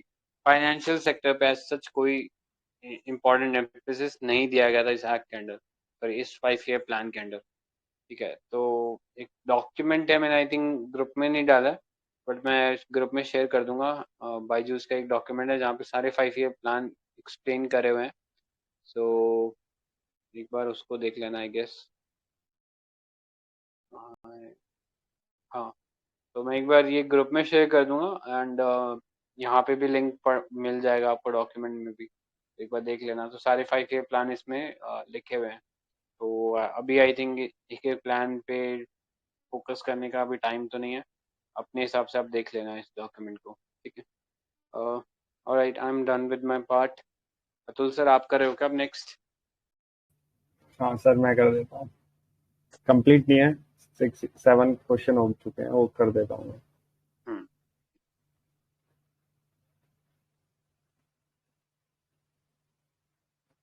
तो इसी फर्स्ट क्वेश्चन था एक इंटरनेशनल इंस्टीट्यूशन वाली जो मतलब थीम है, अभी तो नहीं आते ये क्वेश्चन, 19 तक आते थे मोस्टली। तो with reference to Asian infrastructure investment bank consider the following statements. तो फर्स्ट स्टेटमेंट था AIIB has more than 80 members nations. Then second, India is the largest share holder. And third one is AIIB does not have any members from outside Asia. तो आपको थोड़ा सा भी मतलब कुछ पता भी नहीं होता तब भी आप फर्स्ट और थर्ड स्टेटमेंट को ध्यान से देखोगे, इतनी भी आपको नॉलेज होती है कि एशिया में कितने मतलब मेंबर कंट्रीज हैं। तो फर्स्ट और थर्ड जो स्टेटमेंट है वो एक साथ नहीं हो सकते ऑप्शन में, मतलब क्योंकि दोनों कॉन्ट्राडिक्टरी हैं। ठीक है। तो इस वे में COD तो आंसर नहीं होगा हमारा, तो बचे A और B। ठीक है। तो सेकंड वाला स्टेटमेंट देख लेते हैं, India is the largest share holder in AIIB। तो ऐसा मतलब मुझे नहीं लगता कोई इंटरनेशनल बैंक है जहाँ पे इंडिया का सबसे ज्यादा लार्जेस्ट शेयर होल्डिंग है। सिर्फ एक बैंक है, NDB, न्यू डेवलपमेंट बैंक जहाँ पे इक्वल मतलब शेयर होल्डिंग है बाकी सभी मेंबर्स की, ठीक है। तो उस वे में इसको एलिमिनेट करके इजीली ए आंसर हो जाएगा, ठीक है। तो नेक्स्ट इसके बारे में देख लेते हैं क्या है एशियन इंफ्रास्ट्रक्चर इन्वेस्टमेंट बैंक, ठीक है। तो ये वही एक सिंपल एक मल्टीलेटरल डेवलपमेंट बैंक है जो एम करता है improve economic and social outcome in Asia, ठीक है। देन इसका हेडक्वार्टर बीजिंग में है, तो उसको ऐसे याद रख सकते हैं, इसके जो लास्ट वर्ड है AIB का तो बी है, तो बी से बीजिंग ऐसे भी याद रख सकते हो। तो अभी करंटली 105 मेंबर्स है, बट जो ये इन्फोग्राफिक्स है इसमें मतलब 104 है, तो अभी एक और ऐड हो गया है, ठीक है। तो ये रीजन कौन सा सर्व करता है, एशियन और ओशनिया, ठीक है। और मेन ऑर्गन ऐसा इतना इंपॉर्टेंट नहीं है, इसमें मेंबर्स देख लो कौन नॉन मेंबर्स है। तो चेक रिपब्लिक, नाइजीरिया, इराक और कोलंबिया एंड यूक्रेन कंसिडर कर रहे हैं ज्वाइनिंग AIIB। और मेंबर कौन नहीं है, जापान एंड यूनाइटेड स्टेट्स। तो एक हमें पता होगा ADB होता है एशियन डेवलपमेंट बैंक, उसमें जापान और यूनाइटेड स्टेट्स सबसे ज्यादा शेयर होल्डिंग है उन दोनों की, और यहाँ पे दोनों ही मेंबर नहीं है इसके, ठीक है। आगे सर राइट कर दो थोड़ा सा स्क्रॉल। तो ये कुछ एक इन्फोग्राफिक मिला था, तो वर्ल्ड बैंक, IMF, ADB और AIB का, तो उनका ईयर दिया हुआ है कब हुए थे, तो इन्हें ब्रेटन वुड्स ऑर्गेनाइजेशन भी बोलते हैं दोनों को, 1944 में हुए थे, ये 1966 और ये 2015, तो ये काफी रिसेंट है। फाउंडिंग मेंबर्स दिए हुए हैं, तो कोई भी किसी में भी UN का फुल मेंबरशिप नहीं है किसी भी बैंक में। शेयर होल्डिंग इसमें US हाईएस्ट, देन IMF में भी, ADB में जापान और US दोनों का है, मतलब इक्वल ही है, शायद 0.01% का डिफरेंस है मे बी, और AIB में चाइना का है। तो यही क्वेश्चन था जिसमें दिया था कि India is the largest share holder, तो ये गलत, चाइना है वो, ठीक है। बाकी तो ये फैक्ट ऐसे ही है, मतलब काफी क्वेश्चन हम कर चुके हैं ये इंस्टीट्यूशन वाले, तो मैंने PYQ ऐड नहीं की है, जो वो पहले मतलब डॉक्यूमेंट्स में गिवन है काफी सारे PYQ। ADB से रिलेटेड भी एक क्वेश्चन आ चुका है, IMF, वर्ल्ड बैंक, ये भी क्वेश्चन आ चुके हैं। तो किसी को कुछ ऐड करना है क्या? NDB का हेडक्वार्टर कहाँ पे है? वो शंघाई है, चाइना। तो बस उसको लर्न चाइना करने, में, हाँ आप उसको ही मैं काफी ऐसे पता होगा तो। उसको मैं ऐसे लर्न करता हूँ, वो ब्रिक्स मतलब वो एक किसका मतलब बेबी है, ब्रिक्स का। तो ब्रिक्स का जो लास्ट वर्ड है S, तो उससे शंघाई याद रहता है। राइट।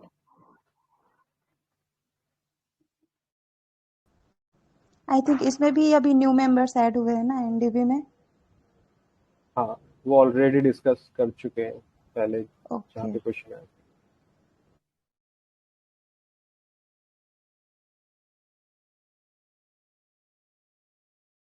तो सेकंड अभी सर मैंने किया नहीं है, उसको मैं कर लूंगा कंप्लीट। थर्ड है the chairman of the public sector banks are selected by, तो bank board bureau, RBI, then union ministry of finance and management of concerned bank, ठीक है। तो इससे रिलेटेड ये था, RBI ने 2014 में एक कमिटी सेटअप की थी अंडर PJ नायक, ठीक है, जो एक फॉर्मर CEO चेयरमैन थे एक्सिस बैंक के, ठीक है। तो उनकी रिकमेंडेशन थी ये, मतलब उस टाइम तो उन्होंने ये बोला था कि एक बैंक बोर्ड ब्यूरो सेटअप करना चाहिए, जो मतलब जो हाई अपॉइंटमेंट होते हैं मतलब एक बैंक में, उनको वो रिकमेंडेशन करेगा, ठीक है। तो बाकी देख लेते हैं बैंक बोर्ड ब्यूरो के बारे में। चल थोड़ा स्क्रॉल डाउन करोगे, मतलब ये बाकी रिकमेंडेशन इतने इंपॉर्टेंट नहीं है, ये सिर्फ मैंने ऐसे किसी को पढ़ना हो तो पढ़ लेना।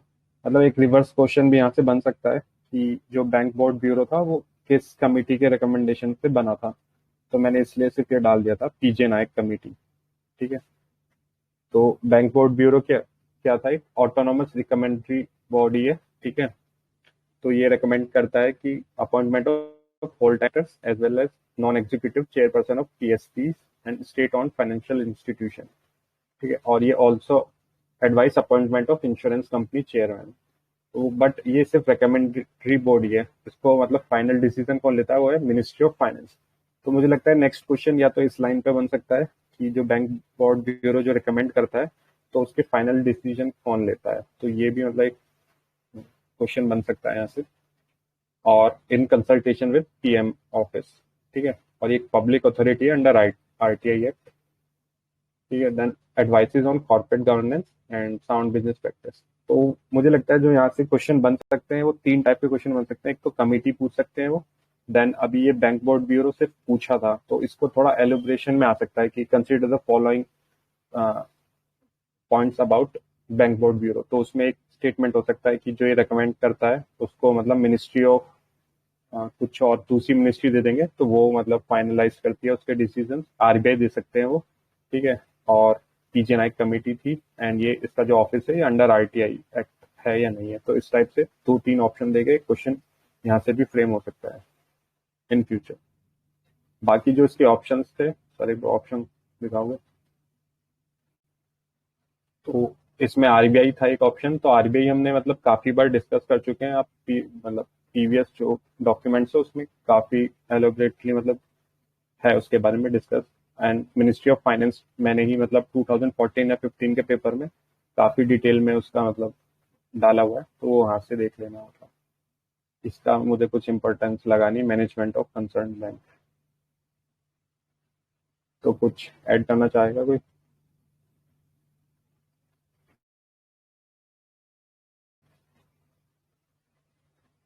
अरे सर, कोई कुछ बोल ही नहीं रहा। कुछ ऐड मतलब नहीं करना, उतना ही था उसमें तो। क्योंकि अभी हमने देखा था ना सर कि मतलब जैसे 19 के जो क्वेश्चन थे वो 20 में रिपीट किए थे, मतलब ऑप्शंस के थ्रू ही, मतलब जो commercial paper, certificate of deposit, इस टाइप से। तो ऐसा हो सकता है कि बैंक बोर्ड ब्यूरो से ही डायरेक्ट मतलब ऐसे क्वेश्चन बन जाए। सही है, बन सकता है, राइट। तो नेक्स्ट क्वेश्चन सर, ये अभी मैंने कंप्लीट नहीं कर पाया था मैं, इसको कर लूंगा मैं। फिफ्थ पे आ जाते हैं, ठीक है। तो फिफ्थ क्वेश्चन था, with reference to communication technologies what is and are the difference between LTE and VoLTE, ठीक है। तो उस टाइम ये मतलब ये जो थीम है कम्युनिकेशन टेक्नोलॉजीज की थीम है, ठीक है। तो फर्स्ट ऑप्शन था LTE is commonly marketed as 3G and VoLTE is commonly marketed as advance 3G।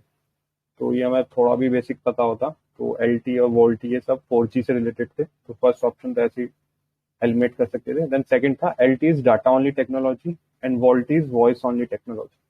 तो हम ये देखते हैं मतलब वेरिएबल्स दो दो हैं, मतलब यहाँ पे एलटी को खाली डाटा ओनली मतलब एक फैक्चुअल डाटा बोल रहा है एंड वोल्टी को वॉइस ओनली बोल रहा है, ठीक है। तो मतलब यहाँ पे कुछ पता भी नहीं होता इनके बारे में, सिर्फ इतना पता होता कि 4G से रिलेटेड है। देन यहाँ पे अगर जो गैस करना होता तो इजिली मतलब 50-50 में थे। तो यहाँ 2 वेरिएबल्स थे और दोनों में ओनली ओनली था, तो एक में भी वो चेंज कर सकता था कुछ भी, तो यहाँ रिस्क लेना होता, तो मतलब डी हो जाता है इसका आंसर। खैर इसके बारे में देख लेते हैं। तो ये थीम है कम्युनिकेशन टेक्नोलॉजी। तो 15 में क्वेश्चन आया था एनएफसी से रिलेटेड, 16 में वाईफाई एंड लाईफाई पे था क्वेश्चन, और प्रोजेक्ट लूम थे। तो एक साल में 2 क्वेश्चन थे। 19 में एलटी एंड वोल्टी जो हम अभी कर रहे हैं, एंड 2020 में विजिबल लाइट कम्युनिकेशन ये पूछा गया था। तो ये एकदम लाईफाई पे ही बेस्ड क्वेश्चन था 2020 में जो क्वेश्चन था। अगर जो आपने लाईफाई थोड़ा पढ़ा होता तो वीएलसी वाला क्वेश्चन इजिली टैकल कर सकते थे, ठीक है। तो एलटी एंड वोल्टी ये मतलब इसी वाले पीटी 365 में गिवन है ये टेक के, तो वहां से मैंने ये लिया है।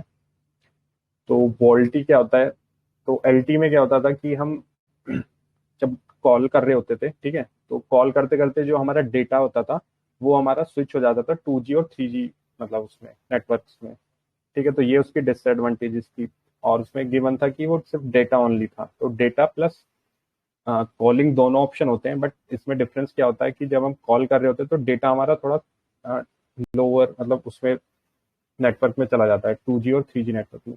देन वोल्टी उसका एडवांस वर्जन है जिसमें हम वॉइस कॉल जब भी कर रहे हैं तो उसके साथ साथ बट हम जो हमारा डेटा नेटवर्क होगा वो 4G ही चलेगा, ठीक है। तो यही था इनमें दोनों में डिफरेंस, एज सच और कुछ डिफरेंस तो नहीं है।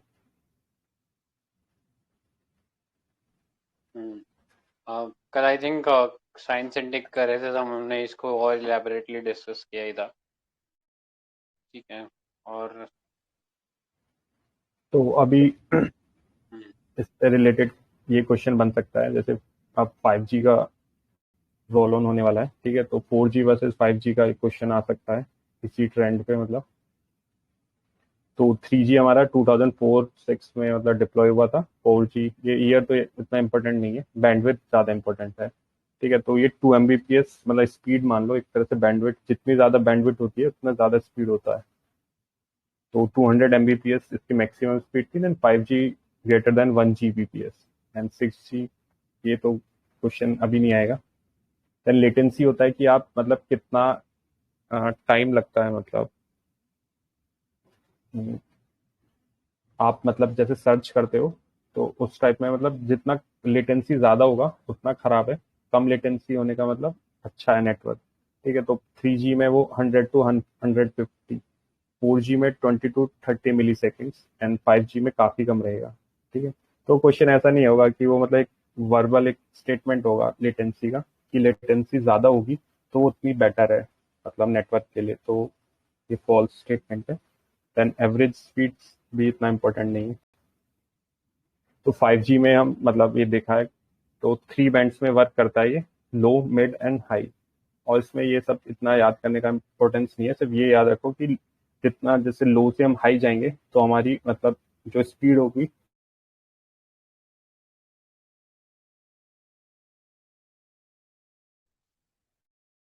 अतुल आई थिंक ऑडियो नहीं आ रहा है। हेलो। हेलो हेलो सर, वो थोड़ा वाईफाई में प्रॉब्लम, अच्छा सॉरी। अब आ रहा है। हाँ, तो मतलब 5G मतलब 3 बैंड में वर्क करता है, तो लो मिड एंड हाई मतलब ये सब इतना याद रखने का इम्पोर्टेंस नहीं है। मेन चीज़ है लो से हाई आप चाहोगे तो आपकी स्पीड तो इंक्रीज होगा, बट आपका जो डिस्टेंस है मतलब पेनिट्रेशन लेवल है वो डिक्रीज हो जाएगा, ठीक है। तो हाई बैंड होगा तो वो एक पर्टिकुलर रूम या मतलब एक एरिया तक ही मतलब काफ़ी छोटे एरिया में ही काम करेगा। मिड बैंड एक मतलब एक इंडस्ट्री हो गया, उतने लेवल तक काम करेगा। लो बैंड होगा जो एक पब्लिकली मतलब अवेलेबल होगा, ठीक है। तो इतना ही बहुत है, बस याद रखना ये, बाकी चीज़ें इतना इम्पोर्टेंट नहीं है, ठीक है। तो स्पेक्ट्रम एक बार देख लेते हैं, यहाँ से भी क्वेश्चन बनते हैं। लाइक VLC वाला क्वेश्चन था वो यहाँ से ही था मतलब थोड़ा सा। तो ये इलेक्ट्रोमैग्नेटिक स्पेक्ट्रम है, ठीक है। तो ये हमें पता है, हम वेवलेंथ वाले टर्म्स में हम ये देखते हैं, यहाँ पे ये हर्ट्स वाले उसमें दिया मतलब फ्रीक्वेंसीज दी गई है। तो ये जो यूवी रेज तक है मतलब अल्ट्रावायलेट, ये सब आयनाइजिंग रेडिएशन होती है, उससे बाकी जो सारी होती है वो नॉन आयनाइजेशन रेडिएशन होती है, मतलब वो हमको हार्मफुल नहीं होती है। ये सारी रेडिएशन हार्मफुल होती है, ठीक है। तो ये हम एक स्पेक्ट्रम पढ़ते भी हैं, तो उसको लर्न करने का एक वे था XUVIMR, ठीक है। तो XUV कार होती है, तो उस वे में मतलब ऐसे याद रखता हूँ। तो जैसे जैसे मतलब जितना ज़्यादा होती है उतनी कम उसकी मतलब वेवलेंथ होती है, ये हम ऑब्जर्व कर पा रहे हैं, ठीक है। जितनी वेवलेंथ ज़्यादा होती है उतना ज़्यादा वो डिस्टेंस ट्रेवल कर सकता है। तो जो जितने भी हमारे 5G ये नेटवर्क या 2G 3G 4G है, ये हमारे 2.6 गीगाहर्ट्ज तक वर्क करते थे। तो इनका देखो ऊपर जो एक वेवलेंथ दिया हुआ है काफ़ी बड़ा दिया हुआ है, ठीक है। तो ये इसलिए इनका डिस्टेंस काफ़ी ज़्यादा था। जो 5G था वो 3.4 to 3.8 गीगाहर्ट्ज तक वर्क करता था, ठीक है। तो एक हम देखते हैं डुअल बैंडविड्थ वाईफाई आता है एक, जो 5 गीगाहर्ट्ज का होता है, ठीक है। और जो 6G होगा ये 95 गीगाहर्ट्ज तक मतलब वो करेगा, इस वाली फ्रीक्वेंसी पे मतलब वर्क करेगा, ठीक है। तो एक मतलब ऐसे ही नॉर्मल से क्वेश्चन है, जो हमारे ये रिमोट होते हैं मतलब कोई भी होगा, टीवी रिमोट हो गया या फिर AC रिमोट हो गया, तो उसमें कौन सी रेज इंफ्रारेड। हम, राइट, तो इंफ्रारेड रेज यूज होती हैं उसमें, ठीक है। तो वो हार्मफुल होंगी ह्यूमन बींग्स के लिए। नहीं। हम्म, तो नॉन अनाइजिंग होती है वो, देखो XUVIR, तो यहाँ पे कहीं पे आएगा वो 95 गीगाहर्ट्ज के आसपास इंफ्रारेड का, ठीक है। तो और कुछ तो इसमें ऐसा कुछ नहीं था, किसी को कुछ ऐड करना तो बता सकता है। अभी हम 5G स्पेक्ट्रम की बात कर रहे हैं, तो 5G स्पेक्ट्रम जो है वो ट्राई सेल करता है, ट्रू और फॉल्स? फॉल्स। फॉल्स फॉल्स, वो रेगुलेटर है ना। हाँ, तो कौन सेल करता है? डिपार्टमेंट ऑफ टेली कम्युनिकेशन था शायद, वो लाइसेंस देता है। करेक्ट। और पेनिट्रेशन जो होती है वो हाई बैंड की ज़्यादा होती है as compare to sorry range जो है वो हाई बैंड की ज़्यादा होती है as compare to low band 5G। True और false? False. False. Low band की ज़्यादा होती है रेंज। करेक्ट, लो बैंड की ज़्यादा होती है। ठीक है। नवीन सर ने एक आसान सा एक दिया था निमोनिक, रेडियो मिर्ची I love your ex girlfriend, तो उससे भी याद कर सकते हैं, मतलब काफी अच्छा था वो। हाँ वो भी अच्छा था।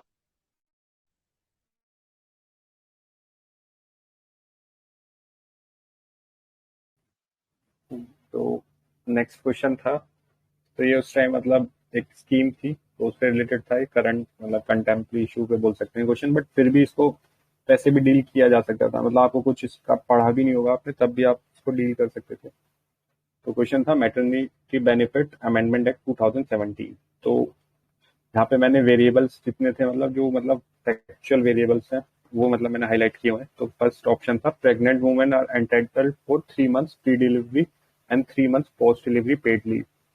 तो इस ऑप्शन मतलब आपको पता है तो मतलब इसमें कुछ ऐसा एलिमिनेट नहीं कर सकते, ठीक सा लग रहा है मतलब, ठीक है। देन सेकंड था enterprises with creches must allow the mother minimum 6 creche visits daily. तो ये थोड़ा मतलब एक्सट्रीम है कि आपको दिन में 6 टाइम मतलब ऐसा विजिट करने का मतलब प्रोविजन दे, और उसमें भी मस्ट लिखा हुआ है यहाँ पे, तो इसको और ज्यादा एक्सट्रीम बनाता है। देन थर्ड ऑप्शन देखते हैं, women with 2 children get reduce entitlement. तो ये थोड़ा मतलब जनरल सा लग रहा है, ठीक है।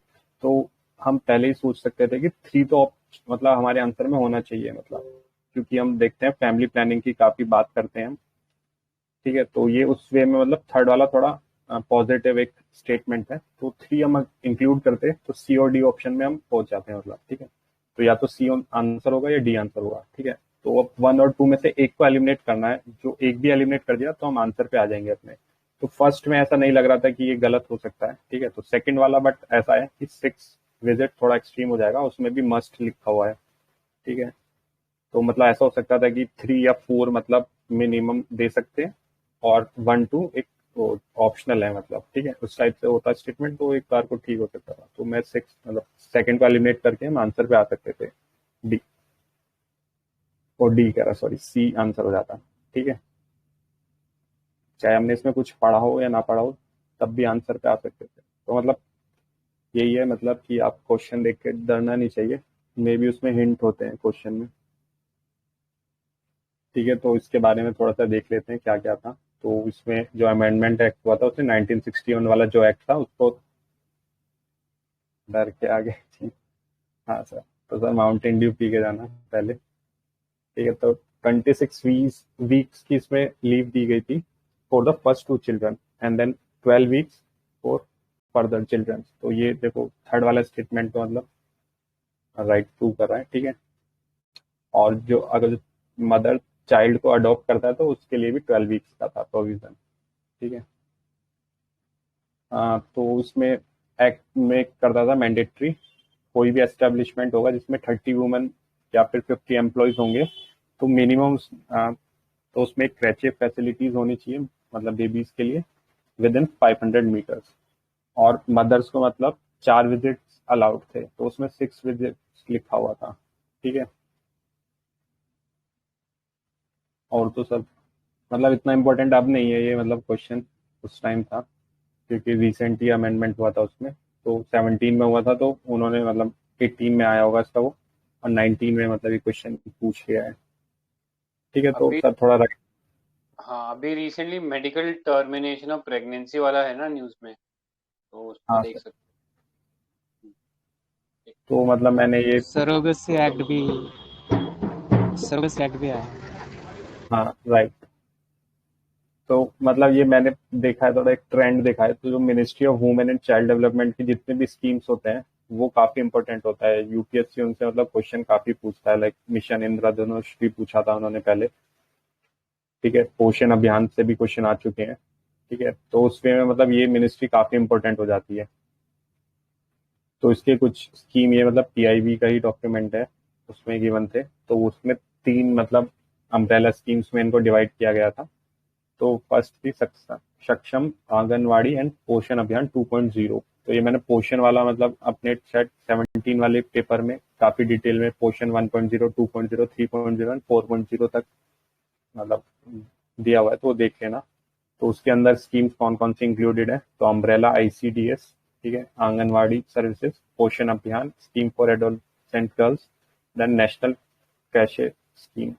तो ये मतलब मैंने डिटेल में नहीं दिया है, बट अभी जो गवर्नमेंट स्कीम का डॉक्यूमेंट आएगा तो वहाँ पे थोड़ा मतलब इन पे एम्फेसिस देना मतलब। देन एक और मिशन है, मिशन वात्सल्य। तो उसके अंदर स्कीम्स कौन सी है, child protection services and child welfare services. तो ये भी मतलब न्यू स्कीम है, तो मुझे लगता है यहाँ से क्वेश्चन बन सकता है, क्योंकि यूपीएससी ने एक बार आर्टिकल 23 एंड 24 भी पूछे हुए हैं, तो उस वे में भी ये इंपॉर्टेंट है। देन मिशन शक्ति है एक, ठीक है, तो उसमें एक संबल है, one stop centre, Mahila police volunteer, then women helpline, ये तो नहीं आएगा क्वेश्चन। देन सामर्थ्य, बेटी बचाओ बेटी पढ़ाओ, क्रैशे, प्रधानमंत्री मातृ Vandana Yojana and gender budgeting research. तो मतलब थोड़ा देख लेना इन स्कीम्स को। और ये सर ने बता दिया, MTP और सरोगेसी एक्ट भी न्यूज में थे, तो ये भी।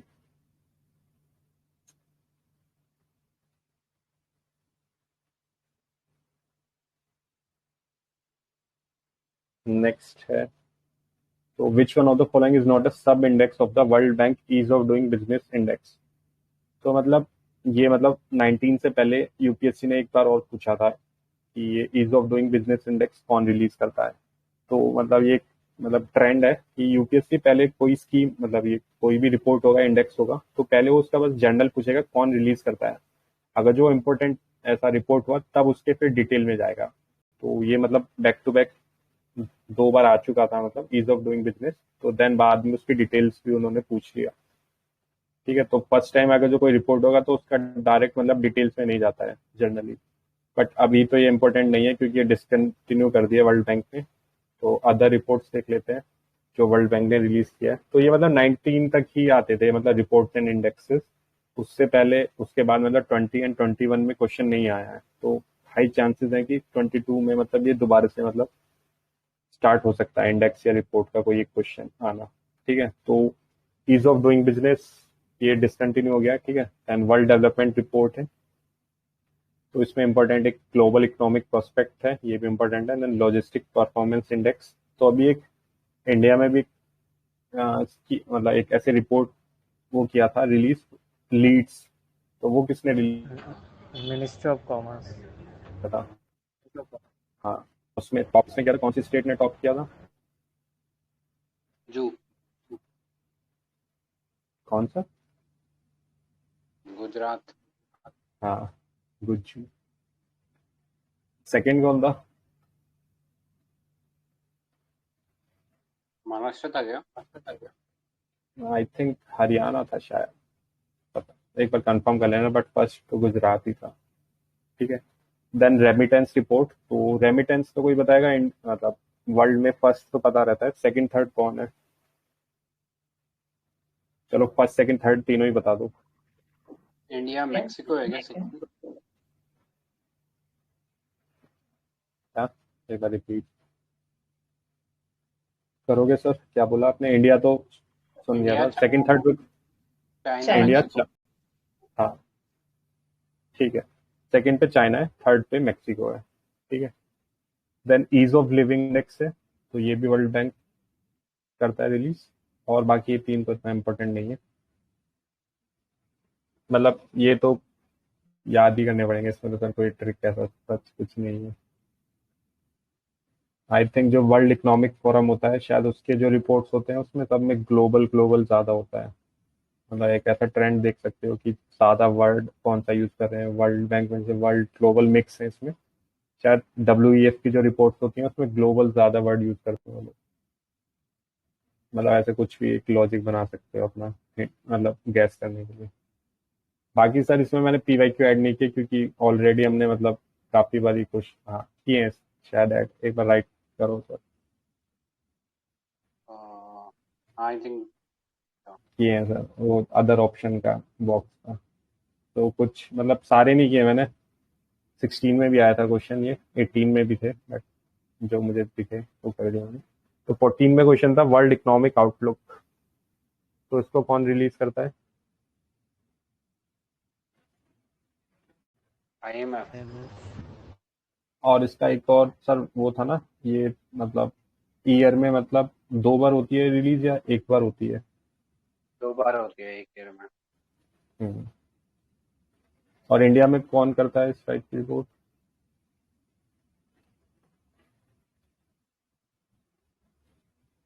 RBI करता है क्या?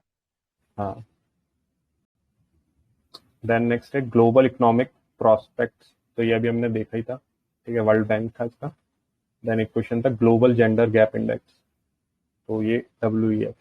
तो देखो इसके WEF की जो रिपोर्ट है उसमें ग्लोबल वर्ड है, मतलब ये मैंने एक थोड़ा सा देखा था ऐसा कि इसके जनरली ग्लोबल वर्ड यूज होते हैं,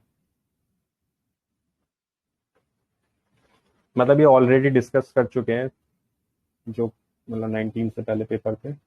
नेक्स्ट पे चल सकते हैं, किसी को ऐड करना है तो बता सकता है।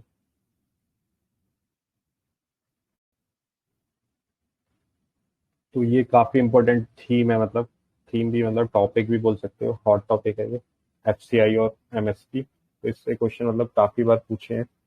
तो क्वेश्चन था economic cost of food grains to the FCI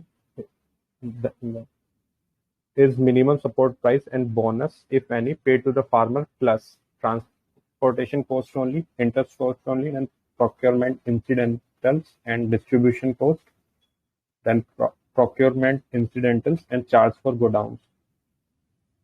तो मतलब आंसर तो है सामने, वो किसी को कुछ मतलब लॉजिक पता है इसको सॉल्व करने के लिए?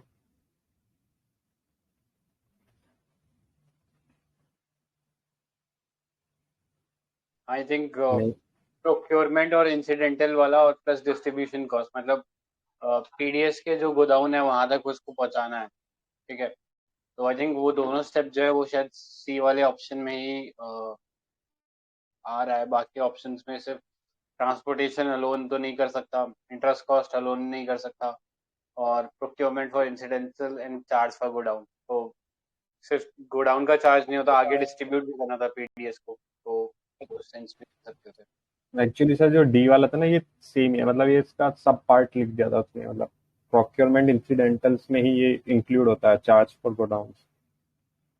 करेक्ट। मतलब C और D के अंदर मतलब थोड़ा मतलब आपको गैस करना पड़ता, तो C आंसर था, ठीक है। तो थोड़ा देख लेते हैं इसके बारे में। तो मतलब ये सब्सिडीज है जो मेजरली गवर्नमेंट देती है, तो एक रफ आइडिया होना चाहिए कितनी होती है ये, ठीक है। तो फूड की है जो अभी है ये 2.43 लाख करोड़, ठीक है। तो ये इसके अंदर ही हमारा PDS इंक्लूड होता है। फर्टिलाइजर्स के लिए अराउंड 80,000 करोड़ है, देन फ्यूल के लिए 14,000 करोड़, ठीक है। और टोटल है अपना 3.4 लाख करोड़ का, मतलब तो ये इतना तो हम सब्सिडीज में ही दे देते हैं, ठीक है। तो ये ऊपर वाले ईयर में देख रहे हो काफी ज्यादा था, तो ये इसलिए था क्योंकि पहले क्या करते थे, जब फूड में होता था तो FCI से बोल देते थे कि ये मतलब ऑफ बजट ये बोरोइंग कर लो आप, हम आपको मतलब वो दे देंगे, तो ताकि ये जो गवर्नमेंट की बैंक बैलेंस शीट थी मतलब वो थोड़ी क्लीन रहती थी, मतलब फिजिकल डेफिसिट कम शो होता था, क्योंकि वो सारी, अब ये पूरा अलग कॉन्सेप्ट है, ये देख लेना, ठीक है। तो वो इंक्लूड करती थी कोरोना के टाइम पे जब भी, ठीक है, ताकि लोगों का ध्यान भी नहीं रहेगा वहां पे, ऐसे ही कर दिया था। नेक्स्ट इसके बारे में देख लेते हैं, फूड कॉर्पोरेशन ऑफ इंडिया। तो ये एक स्टैट्यूटरी बॉडी है, 1965 में सेटअप हुई थी अंडर फूड कॉर्पोरेशन एक्ट, ठीक है। तो कोई बताएगा कौन सी मिनिस्ट्री के अंडर है? Consumer affairs. और चेयरमैन कौन है इसका? Food minister. Food minister minister of consumer affairs वाले होंगे ना? ये नीचे लिखा हुआ sir, chairman managing director, civil servant होता है, तो मतलब आप हो सकते हो फ्यूचर में, ठीक है। तो इसके ऑब्जेक्टिव्स देख लेते हैं। तो इफेक्टिव मतलब प्राइस सपोर्ट ऑपरेशन फॉर, मतलब ये तो जर्नल से हैं, देख लेना, ठीक है। तो मेन चीज यहाँ पे है फंक्शंस क्या क्या करता है, ठीक है। तो फर्स्ट प्रोक्योरमेंट करता है, और प्रोक्योरमेंट भी दो टाइप का होता है, एक सेंट्रलाइज होता है, एक डिसेंट्रलाइज। तो सेंट्रलाइज में मतलब ये होता है कि वो स्टेट गवर्नमेंट को बोल देता है कि आप कलेक्ट कीजिए अपने पॉइंट से, मतलब, और फिर वो एक जगह मतलब पूल करेंगे, देन वहां से वो डिस्ट्रीब्यूट कर देगा सेंटर। डिसेंट्रलाइज में क्या होता है, जो प्रोक्योर करता है वो भी स्टेट करता है, और जो डिस्ट्रीब्यूट करता है वो भी स्टेट करता है अपने एंड से, बट जितना भी मतलब मनी इन्वॉल्व होता है वो सेंट्रल गवर्नमेंट उनको पे कर देता है, ठीक है। देन सेकंड होता है स्टोरेज एंड कॉन्ट्रैक्ट, ठीक है, तो उसमें कॉस्ट जाता है। Then moving and transportation, and then last one is buffer stocks, ठीक है। तो एक रफ आइडिया कोई बताएगा कि कितना मतलब मैंडेटेड है एफसीआई एक्ट के अंडर, मतलब कितना बफर स्टॉक होना चाहिए?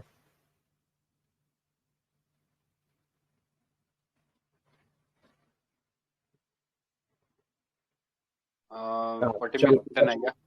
स्टेटमेंट मेरा, चलो मैं ऐसे फ्रेम करता हूँ, ऐसे तो याद नहीं होगा, कि जो एफसीआई के पास स्टॉक है वो बफर स्टॉक से मतलब 50% कम है, मतलब जो एफसीआई स्टॉक रखता है अपने पास वो फॉल्स हाँ ठीक है, फॉल्स है ये। फॉल्स है। आई थिंक 25 मिलियन टन होता है हाँ, क्या? और अराउंड वो 60 मिलियन टन तक रखता है मतलब एफसीआई अपने पास, तो मतलब बहुत ज्यादा रखता है, ठीक है। तो जो इकोनॉमिक कॉस्ट होता है, मतलब जो ये क्वेश्चन था, मतलब क्वेश्चन यहाँ से था कि इकोनॉमिक कॉस्ट क्या था, तो ये कॉस्ट में क्या क्या इंक्लूड होता है। तो एक तो प्रोक्योरमेंट, जो फर्स्ट वाला स्टेप था, ठीक है। देन साथ में storage, then transport and distribution, और ये इन तीनों को मिला के बोलते हैं मतलब प्रोक्योरमेंट, स्टोरेज एंड ट्रांसपोर्टेशन को। प्रोक्योरमेंट मतलब इंसिडेंशियल्स, शायद यही था ना सर वर्ड यूज जो किया था उन्होंने? हाँ correct, procurement and incidental charges. ठीक है, तो ये तीनों मतलब उसमें इंक्लूड होते हैं, एंड डिस्ट्रीब्यूशन अलग होता है, ठीक है। तो जो अपनी ये सब्सिडी मैंने देखी थी हमने 2.43 लाख करोड़ की, तो उसमें क्या क्या इंक्लूड होता है। तो उसमें कंज्यूमर सब्सिडी, ठीक है, और प्लस जो बफर स्टॉक रखता है वो भी इंक्लूड होता है, मतलब उन दोनों को मिला के टोटल सब्सिडी होता है। खाली ऐसा भी क्वेश्चन बन सकता है कि जो सब्सिडी में इंक्लूड होता है सिर्फ डिस्ट्रीब्यूशन जितना होता है वो इंक्लूड होता है, ठीक है, ऐसा नहीं है। उसमें जो बफर स्टॉक भी रखते हैं अपने पास वो भी मतलब सब्सिडी में काउंट होता है, ठीक है। देन रिलेटेड मतलब कुछ कॉन्सेप्ट है इसमें, तो सेंट्रल इश्यू प्राइस, तो ये भी मतलब काफी टेस्ट सीरीज में मिल जाता है क्वेश्चन कि ये क्या होता है, तो कोई बताना चाहेगा? जिस प्राइस पे फूड ग्रेन स्टेट गवर्नमेंट को इशू किए जाते हैं फॉर डिस्ट्रीब्यूशन एट पीडीएस। हाँ, तो मतलब ये टेस्ट सीरीज वाले स्टेट गवर्नमेंट की जगह यहाँ पे कंज्यूमर लिख देते हैं, बस यही डिफरेंस होता है, ठीक है। और इसको मतलब डिसाइड कौन करता है, वो department of food and public distribution under ministry of consumer affairs, ठीक है। तो कंज्यूमर सब्सिडी क्या होती है, मतलब जितना मतलब इकोनॉमिक कॉस्ट पड़ा और सेंट्रल इश्यू प्राइस, इन दोनों का जो डिफरेंस होता है, ठीक है, मतलब तो सेंट्रल इश्यू प्राइस मतलब यूनिफॉर्म है क्या सभी मतलब ग्रेन्स के लिए, मतलब wheat, rice and course grains के लिए? ये ट्रू है या फॉल्स है? फॉल्स है। और 3 rupees, 2 rupees, 1 rupees for rice, wheat and coarse grain respectively. तो ये भी एक पीवाईक्यू है, मतलब ये भी पूछा है यूपीएससी ने एक बार पहले, सेंट्रल इश्यू प्राइस पे क्वेश्चन, ठीक है। तो इससे रिलेटेड क्वेश्चन मतलब मैंने सारे इंक्लूड नहीं किए, तो 3 ही क्वेश्चन इंक्लूड किए हैं 2020 में जो क्वेश्चन आए थे, और एक बहुत पुराना क्वेश्चन था 2004। तो पहले 4 वाला देख लेते हैं।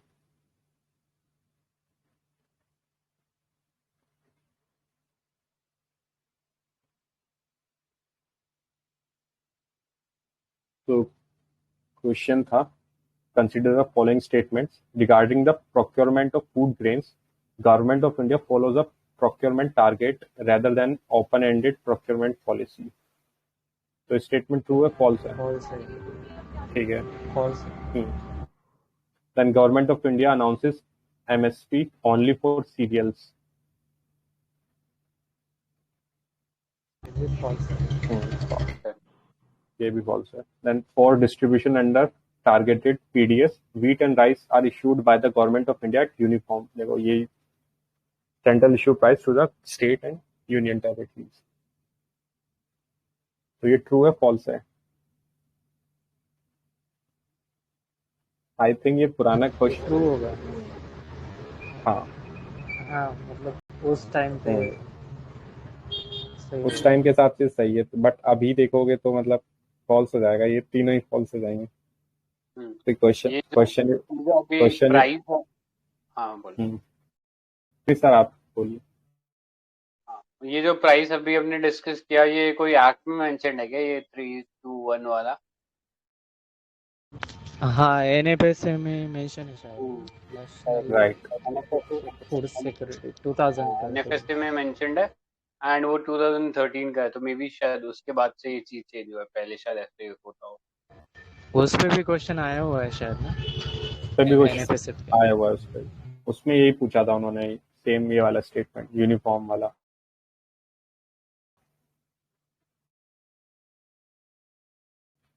ठीक है, तो 2020 वाला क्वेश्चन देख लेते हैं। In the case of all cereals, pulses and oil seeds, the procurement at MSP is unlimited in any state/UT of India. ये ट्रू है फॉल्स है? फॉल्स। कैसे फॉल्स है? ऑल लिख रहा है ना, ऑल सीरियल्स, ऑल बस पल्स। यहाँ इसी वजह से हो गया ये फॉल्स। इस Then in स्टेटमेंट the पे बस एक न्यूज़ आइटम बता देती हूँ। The thing is recently government has asked different state, मतलब तेलंगाना स्टेट को बोला है कि rabi crops, sorry rabi season में पार बॉइल्ड राइस प्रोड्यूस करें, and farmers have produce parboiled rice, but government is like refusing to take the parboiled rice for MSP right now. The government is refusing to procure because it has enough buffer stock already. तो इस पे कुछ चल रहा था। ये पारबॉइल्ड rice कोई variety है क्या? हाँ, parboiled is partially boiled rice. तो इसमें क्या, this is like completely refined rice. So government is already having this like buffer stock of this rice, so it is refusing to procure from Telangana. तो इसके वजह से like CM and like they are protesting, including the CM. तो कुछ तेलंगाना में ये चल रहा था। ऑलराइट, ठीक है। आई थिंक प्रोक्योर करने के लिए भी पहले से ही इन लोग एक लिमिट डिसाइड किए होते हैं कि हम इतना खरीदेंगे, ऐसा कुछ होता है। नहीं, हाँ, ओपन एंडेड होता है वो, ओपन एंडेड होता है, बट हाँ, बट वो क्वालिटी मतलब होनी चाहिए सर्टेन लेवल का।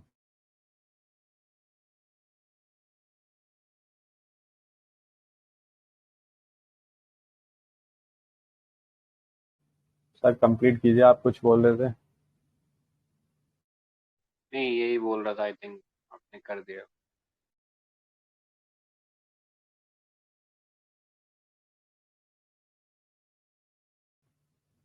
देन एक और क्वेश्चन आया था 2020 में, तो which of the following factor policies were affecting the price of price in India in the recent past?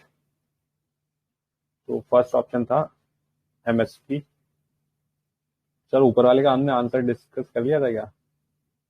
I think नहीं किया था। सेकंड वाला स्टेटमेंट शायद डिस्कस नहीं किया।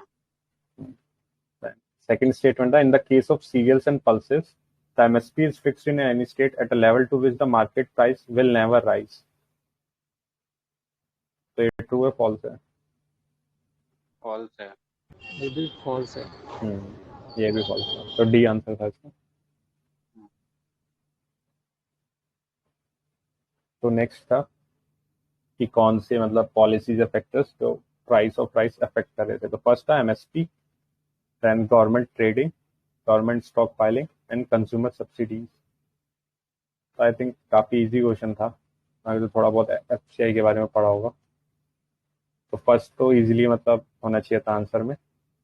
देन कंज्यूमर सब्सिडीज भी होना चाहिए था 1 और 4, तो 2 ऑप्शन, 3 ऑप्शन में है। तो देन गवर्नमेंट ट्रेड भी करता है जब मार्केट में मतलब जो बफर स्टॉक होता है उसको वो करता है, और स्टॉक फाइलिंग भी करता है। तो चारों ही ठीक थे। चारों ही ठीक थे, राइट। तो मतलब यहाँ से क्वेश्चन आते रहते हैं, तो मतलब एक ये हो गया, एक फसाई हो गया, तो मतलब ये दोनों काफी हॉट टॉपिक है। ये एफसीआई के रिलेटेड है, तो एक स्टेटमेंट बोलता हूँ, of budget borrowing increase fiscal deficit. True और फॉल्स? फॉल्स। फॉल्स। व्हाई? वो शो ही नहीं होगा बजट में। हाँ करेक्ट है, वो काउंट ही नहीं होता बजट बोरिंग फिजिकल डेफिसिट में। तो ये मतलब एक क्वेश्चन तो होता ही है, मतलब हर साल एक पेपर में डेफिनेशन बेस्ड क्वेश्चन पूछते हैं। लाइक इस बार सोशल कैपिटल है, एंड 2021 में देखा होगा स्टेट के बारे में एक पूछा था कि इनमें से कौन सा बेस्ट डेफिनेशन होगा स्टेट का। 2020 में भी एक क्वेश्चन था शायद, आई थिंक एक क्वेश्चन था एनवायरनमेंट से रिलेटेड था कुछ। ठीक है, तो ये मतलब रहता है कि एक डेफिनेशन बेस्ड टाइप का आता है क्वेश्चन। ठीक है, तो सोशल कैपिटल हम एथिक्स में काफी बार पढ़ते हैं, तो आंसर डी था। ठीक है, तो पता नहीं एक साइट थी, वहां से मुझे ये डिफरेंट टाइप ऑफ कैपिटल्स मिले थे, तो 9 टाइप ऑफ कैपिटल्स होते हैं। तो इसमें मुझे ज़्यादा इम्पोर्टेंट ये वाला लगा था। अभी नेक्स्ट मतलब सोशल कैपिटल तो देख लिया है, तो म्यूचुअल ट्रस्ट होता है जो सोसाइटी में, तो ये नेचुरल कैपिटल जो होता है ये थोड़ा मुझे इम्पोर्टेंट लग रहा है। ये पूछा पूछा जा सकता है, मतलब 9th वाला सर।